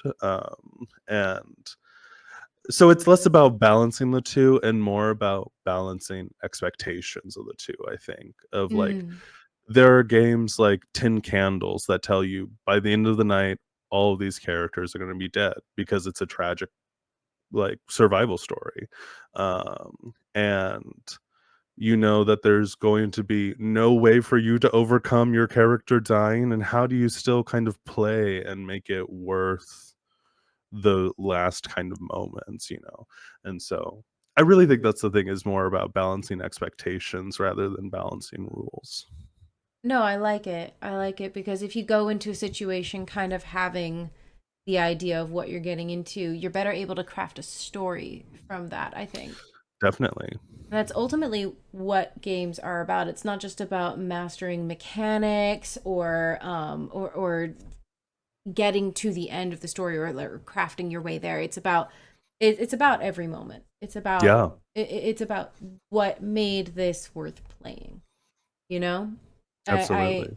I love this. I love this. I am just I'm obsessed with this. I really really really want to play this. Now I did have a few more questions, and if you're Sure. willing to go a little over our time, I am also willing to go a little over our time because I think that we have a lot more that we can cover. Sure. And I know we got a little bit of a late start. Yeah, definitely. I think I could do like maybe 25 more minutes, if probably max. I think maximum. Cool. We shouldn't be more than 10 over if I can Perfect. play my cards right, but we'll Got see it. what happens when I flip them. Definitely. So I noticed that both of these really explore very deep themes of darkness and light, both Cold Moon Sabbath and Dying of the Light. So I just was wondering sort of how you develop those themes and what they kind of symbolize. Yeah, I think it's interesting because, darkness and light, light and shadow, white and black, all of these different ways that we kind of contextualize like direct opposition. Um, I and obviously I just shared this quote that's like central to my sort of design thinking, Hmm. but kind of a little bit antithetical to that is, I think, also like, or maybe not antithetical, but it's a little more like, which one is the horse and which is the cart, is the idea that like I also hate the absolutism that like light is good. Yeah. And it's much more interesting of like considering things as what they are to each other, rather like, I don't know. I think doing that in either direction of like, light is good, or if you're trying to be like cool and you're like, actually, shadows are good. Like, I think in either direction, it's a little bit like too much absolutism for me that like because I think on one hand you have like the darkness of being in a cave where it's wet and cold and both quiet and loud. But then on the other hand, you have the like darkness of like a child before they're being born. And it's very warm and nurturing. And it's the like, and so in either cases, I really like to think about like in this moment, what is the light and the dark? What do they mean in this context? And what do they mean to each other? Um, you know, in the evening phase of Dying of the Light, you have all these like sparkling lights and like all these things that are all about kind of extravagance and partying. Mhm. But then if you look at the very end, you have the rising of the game. Mhm. And it's like kind of this abrupt cutoff at the end of this game that really holds your hand all the way through. You get to the end and it's like that's the end of the game. And so I think what's interesting to me is the idea of these like motifs being used in ways that maybe aren't as intuitive of like this is good or this is bad or this has to be this thing because of that. Because I don't think that people generally follow those trends, especially Yeah. nowadays. But like, you know, it's all about context, I think, for the design of like light and dark. It's less about thematically what they mean to me all the time because I think they never mean any one thing all the time. If I that makes sense. I love that answer because it's not just exploring the in between. It's not exploring the full spectrum of light and darkness. It's still seeing them at opposite ends of a spectrum, just determining what the it's I love that because you're not exploring the spectrum as much as you are assigning your own value to it, which is such a unique way to go about it. And I think, like, with Light and Dark, there are times where they're traveling together.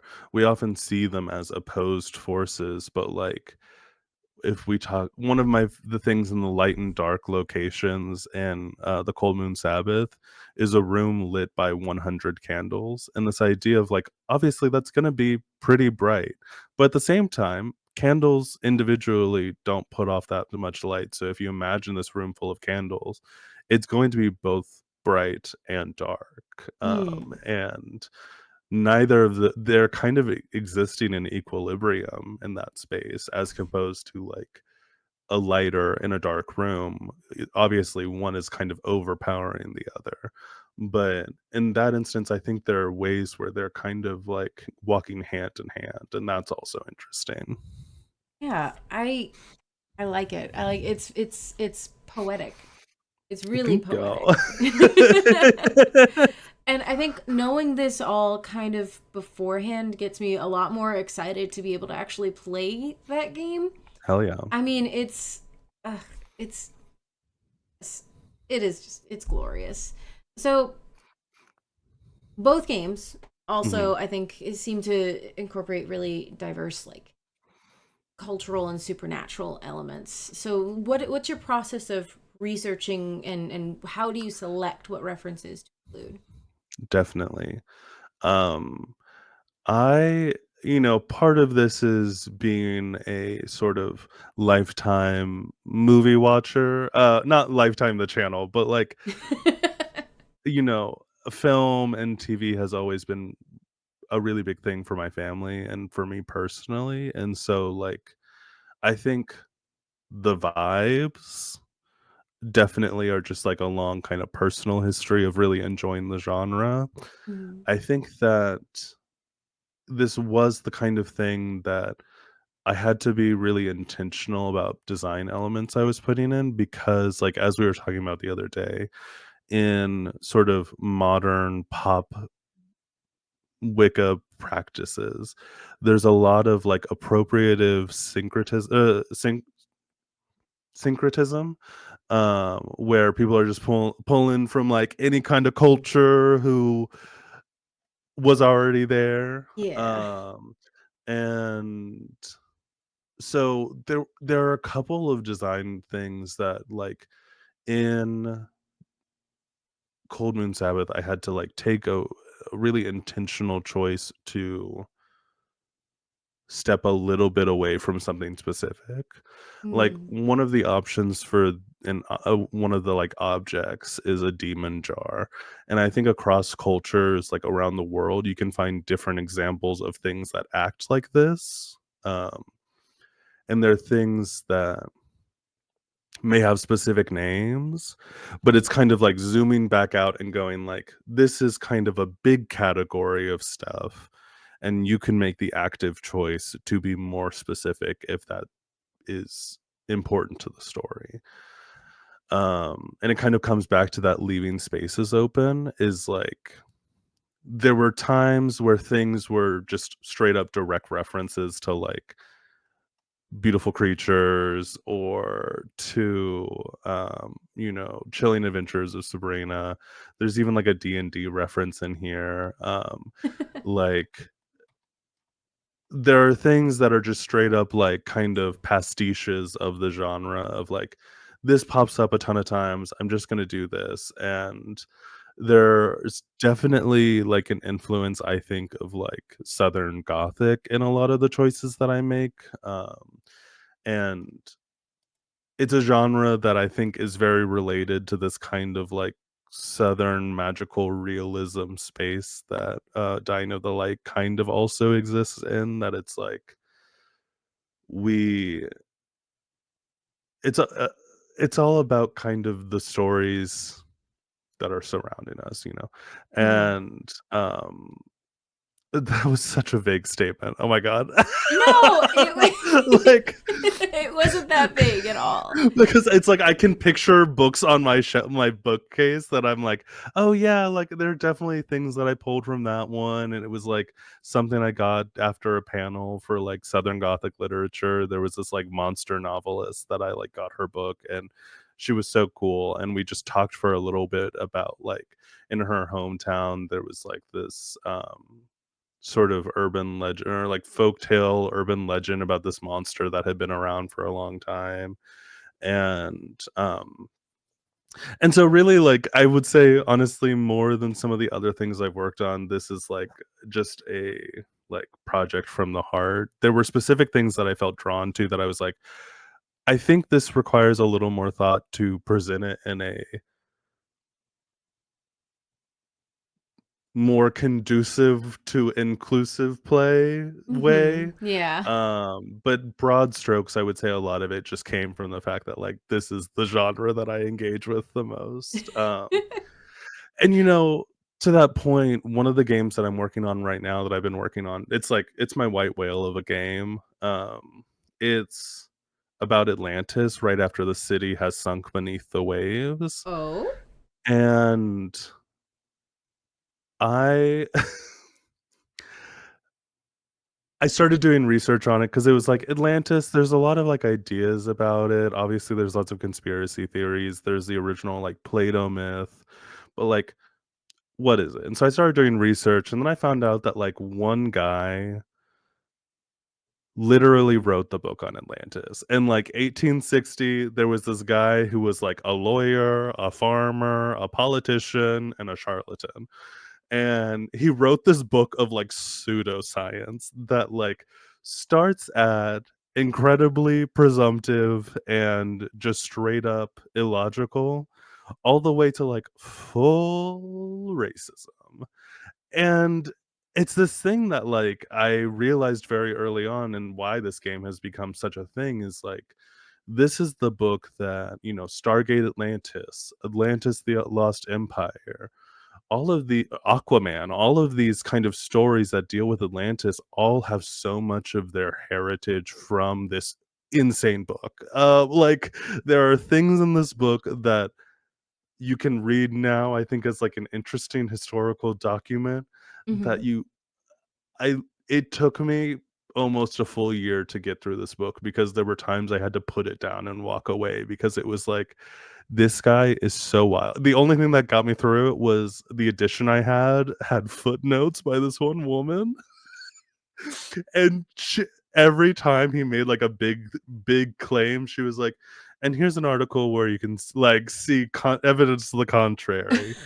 And at one point, I think she calls him an asshole in the footnotes. Like, Are these it's handwritten footnotes? no, these are like typed up. This was from the printed edition, and she is Incredible.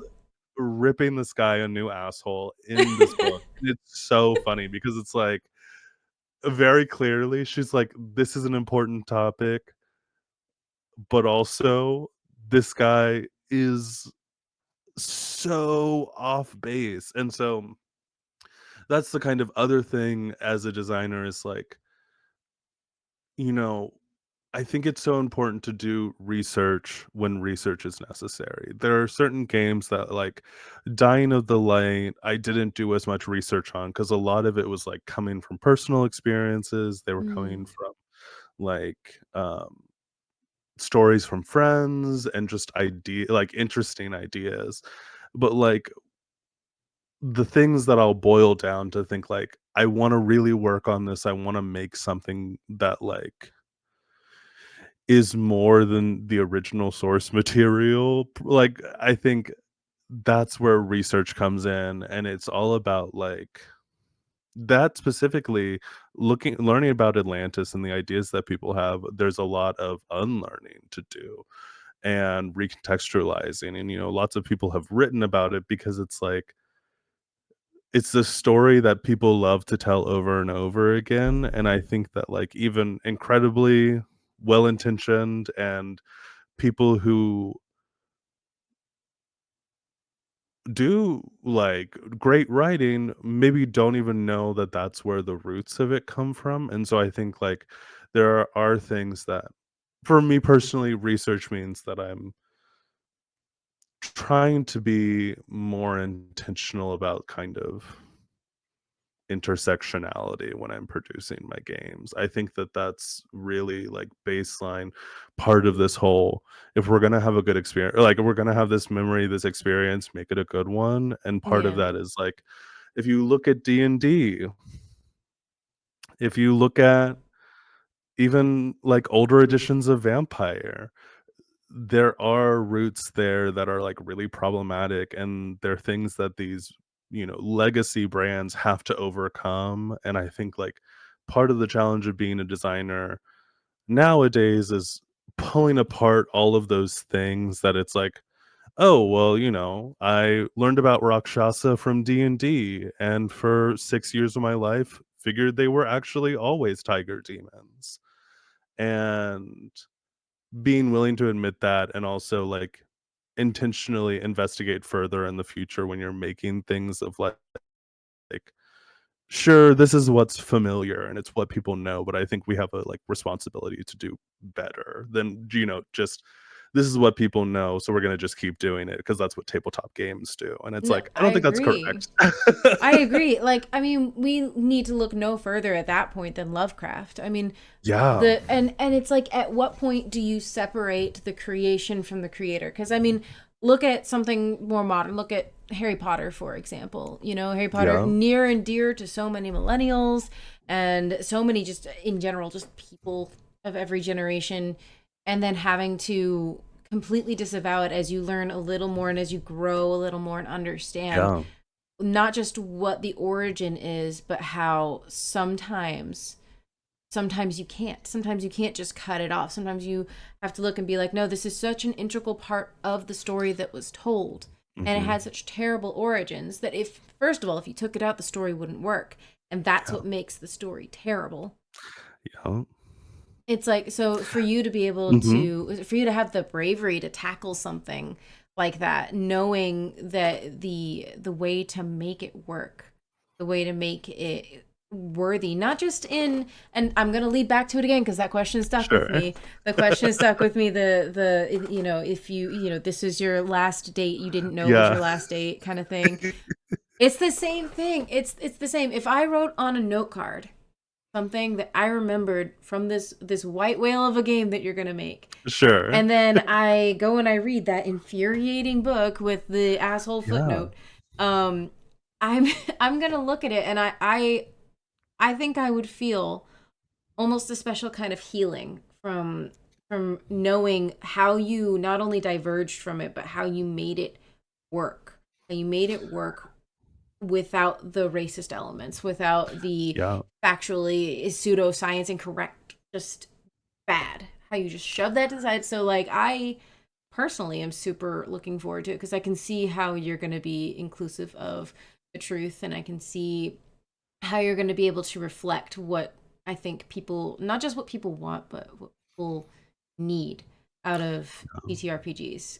Because there is that level of distrust, I think, when it comes to a lot of things. I know I personally have it.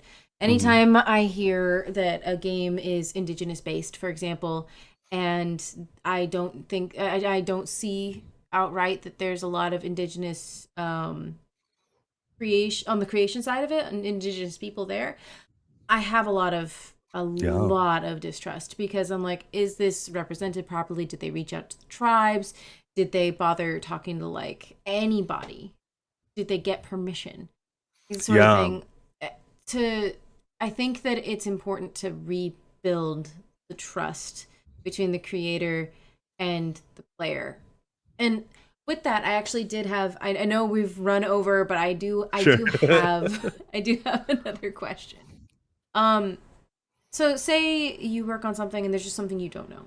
A player gives you that feedback.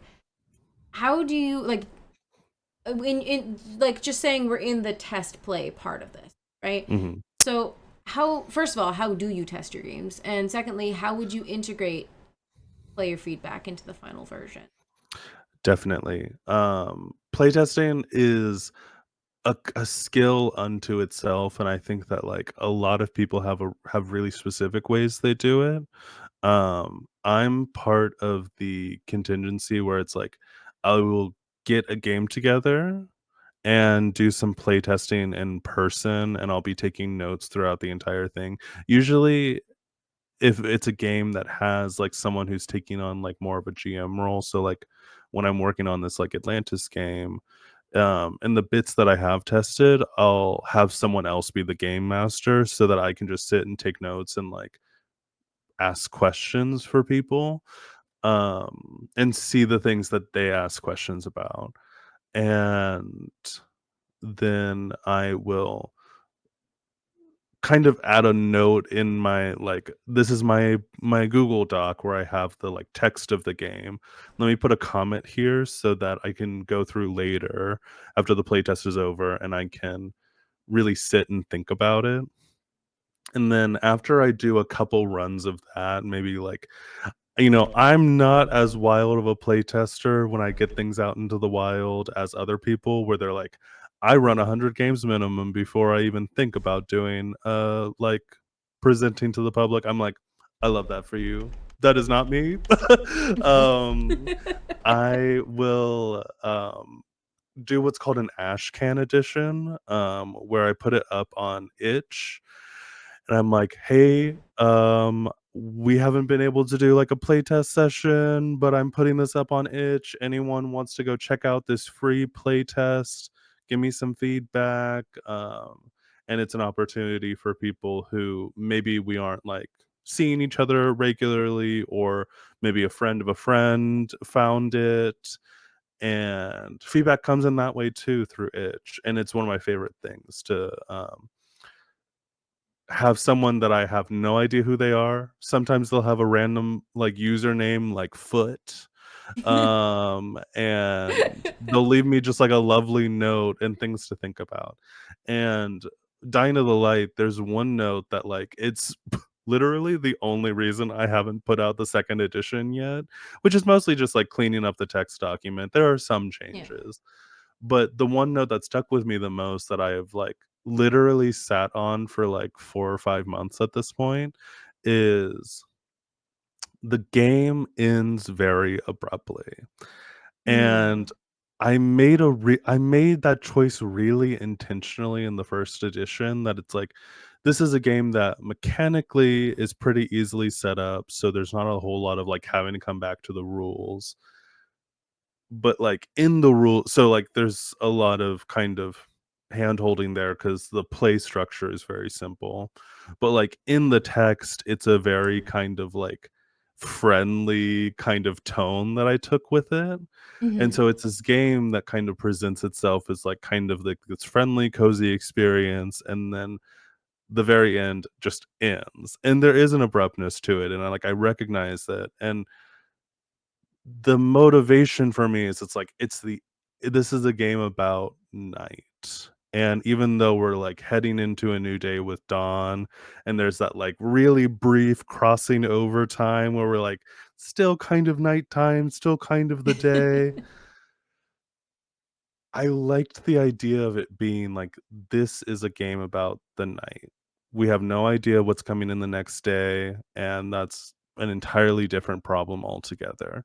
Mm. Um, and but I do recognize that it's a really interesting change based off of the rest of the game.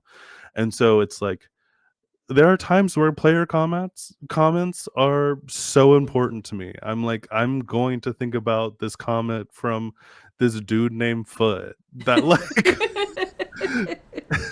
Shout out um to Foot. shout out to Dom's Foot. right. Shout out to Foot. Um, so it's really and I think this is also the same in like just the playing space of like there are times where as a game runner people will like kind of pitch something my way, and like Sage, you're a wonderful example of this.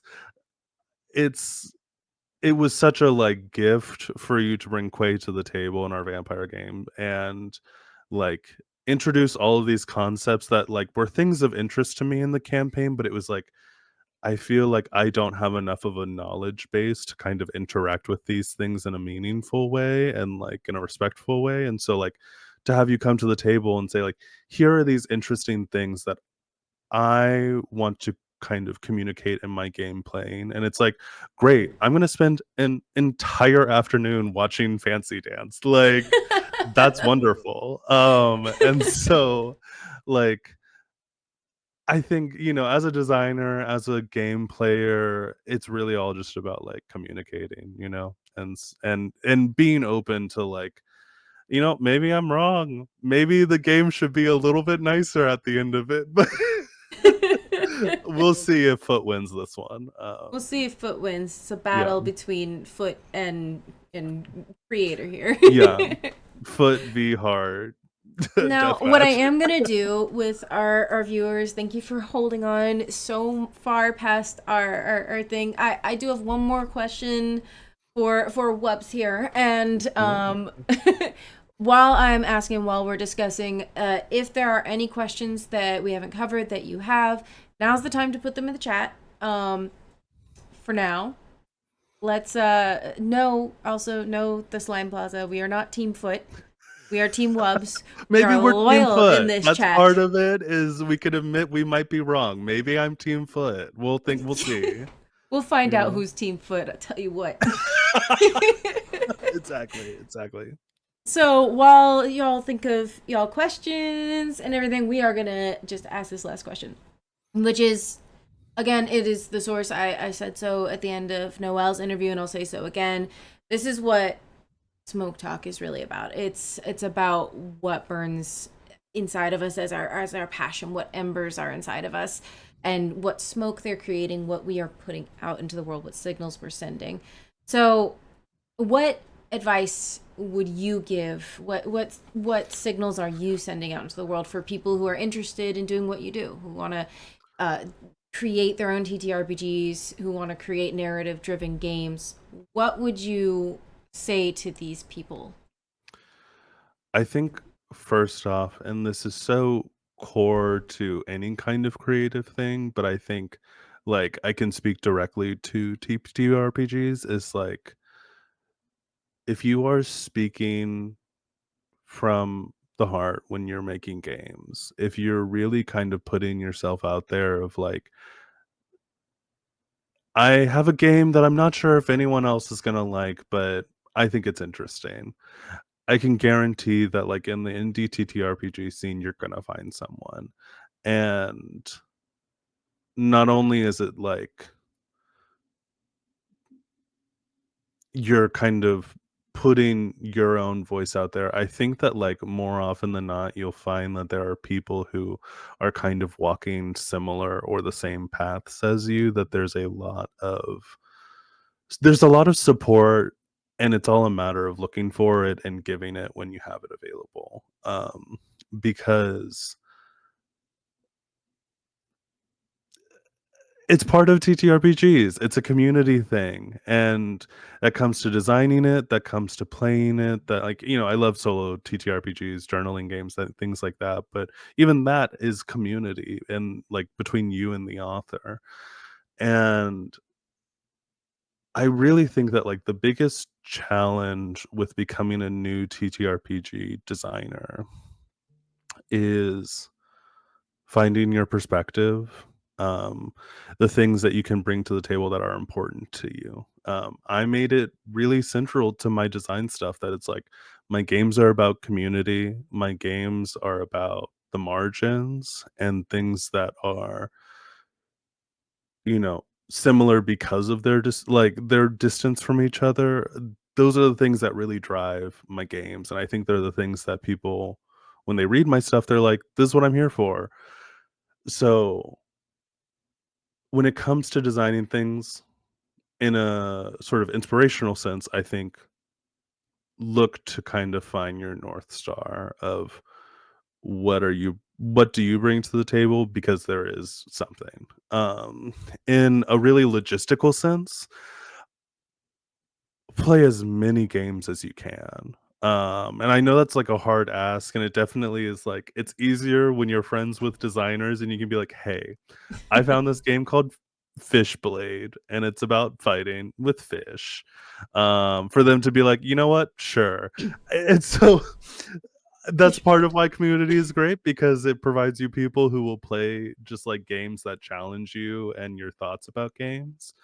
Um, but the other thing I saw that was like, it was so powerful that it's it was this article that was all about like sort of natural game design and things that are intuitive. And it's like when you start to wax philosophical about games, like I've been doing for the past hour, take a break, go play a game. And it could be something as simple as playing a short journaling game, or even doing like text RP or anything like that. I think engaging with fiction with other people is the most powerful, inspirational things for becoming a game designer. Hmm. I love that message. I really, really do. We do have a question in the multi-stream. Um, it is, when can we expect sort of a little muddled here. It's basically, when can we expect the next version of Dying of the Light to have a vague release date? Definitely. Dying of the Light, I would like to get out by the end of May. Things are a little up in flux right now because like we're ramping up for my sister's wedding. So there's a lot of like less free time because we're, tying streamers to other streamers and doing wedding things. But trying to shoot for like the end of May. That really comes down to just like time for me to, boot my software design stuff back up. But anyway, so let's shoot for end of May. I feel pretty solid about that. This summer I will have ashcan copies of a trio of games coming out that are all based around the same basic system, but it's about gambling words. And so that'll be coming out this summer, like an ashcan for those three. And hopefully I will also have This may just be on Timbo's Discord at first. I haven't decided. I'm working on a game that's about magic disappearing from the world. And I'm hoping to have a playtest of that by August. I don't know if it's going to be an Ashcam, but it'll definitely probably be in Timbo's server for at least a session or two. Okay. Um, I'm but super looking forward to that. real quick for Branwyn, my itch. I don't know if I would be able to post a link in here, but it's werewolf. So where as the question, wolf as the animal, period itch, period IO. That's how you can find my stuff. Versapellis Games, that's me. It's like my brand for doing TTRPG stuff, but werewolf is cool, Arthur is cool, it's all good. Yeah, we will be posting links to the HIO shop on Twitter, Instagram, etc. And when this goes up on YouTube, you'll be able to find it at about this point, about that part of the screen, that part there, in the little corner there. We'll also be linking it in the bio. Everything will be just there and ready. It is yes, I think we have all been sleeping on itch.io. Listen, we love itch.io. Honestly, best marketplace for the indie TTRPG scene. Screw Drive Through RPG, Dungeon Masters Guild is my enemy. Storyteller's Vault, too confusing. We're about itch. Okay. Itch is going to be my go-to. I definitely want to try and play more games now because I think you've kind of opened my world up a little bit. Obnoxiously, thank you. You're welcome. Here I was in my own little world, just trying to be a hater, and you didn't let me. So I'm gonna make you and Dom play Dying to the Light. It'll be fun. We'll have candles. You don't understand how excited I am to try and play these now. This has been a wonderful, incredible interview. Thank you. Yeah. I think we are gonna wrap up a little bit now. This has been an incredible ride. We have journeyed through storytelling, like the heart of storytelling. We've just gone deep into. I feel like I've played an RPG. Actually, just talking to you, TTRPG. Oh. I feel like I've played one. This has been amazing. The way that you've spoken has just harnessed my mind. It's just has been just creative wilds. It has been a true pleasure. Thank you for bringing your craft to our stage and sharing your creative spark with all of us. I thank you very much. Do you have any last words, buddy? My very last words, returning back to it again, the light is important in a world so dark. Make some light, find the thing that is your little candle and do something with it. You're killing me, Smalls. My heart. Well, thank you so much. It has been an absolute honor. We will say goodnight to you, and I will close out the show. And there we go. Goodbye, Arthur. Bye. Goodbye, Wubs. And hello, just me. I know. After all of that, I mean, can we really ever recover from such an incredible time? This was amazing. I am so happy with how this went, honestly.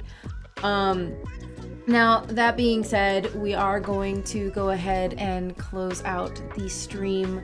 I appreciate all of you who have showed up. Honestly, to everyone who tuned in, you are the best audience a host could ask for. Thank you for being so interactive. Thank you for hanging out with us on Smoke Talk, for all your brilliant comments, and for making every moment count. I hope that listening to Noelle's journey in the beginning and Wub's journey towards the end, I hope that those are memories that you think of later on down the line. I hope you took notes, and I hope that you find those notes years later and that there's a nice little memory there for you. Shout out to Foot. We can't forget Foot. I don't know if I'm Team Foot yet, but I'm Team Let's Find Out. So that's a wrap for tonight, folks. You keep those dice rolling. You keep those stories flowing. You find your passions. You let them burn. You send out so much smoke. So much smoke. So many signals out into the world. Share everything. Take care. Stay curious. And here's to all the adventures waiting for us just around the corner. Good night.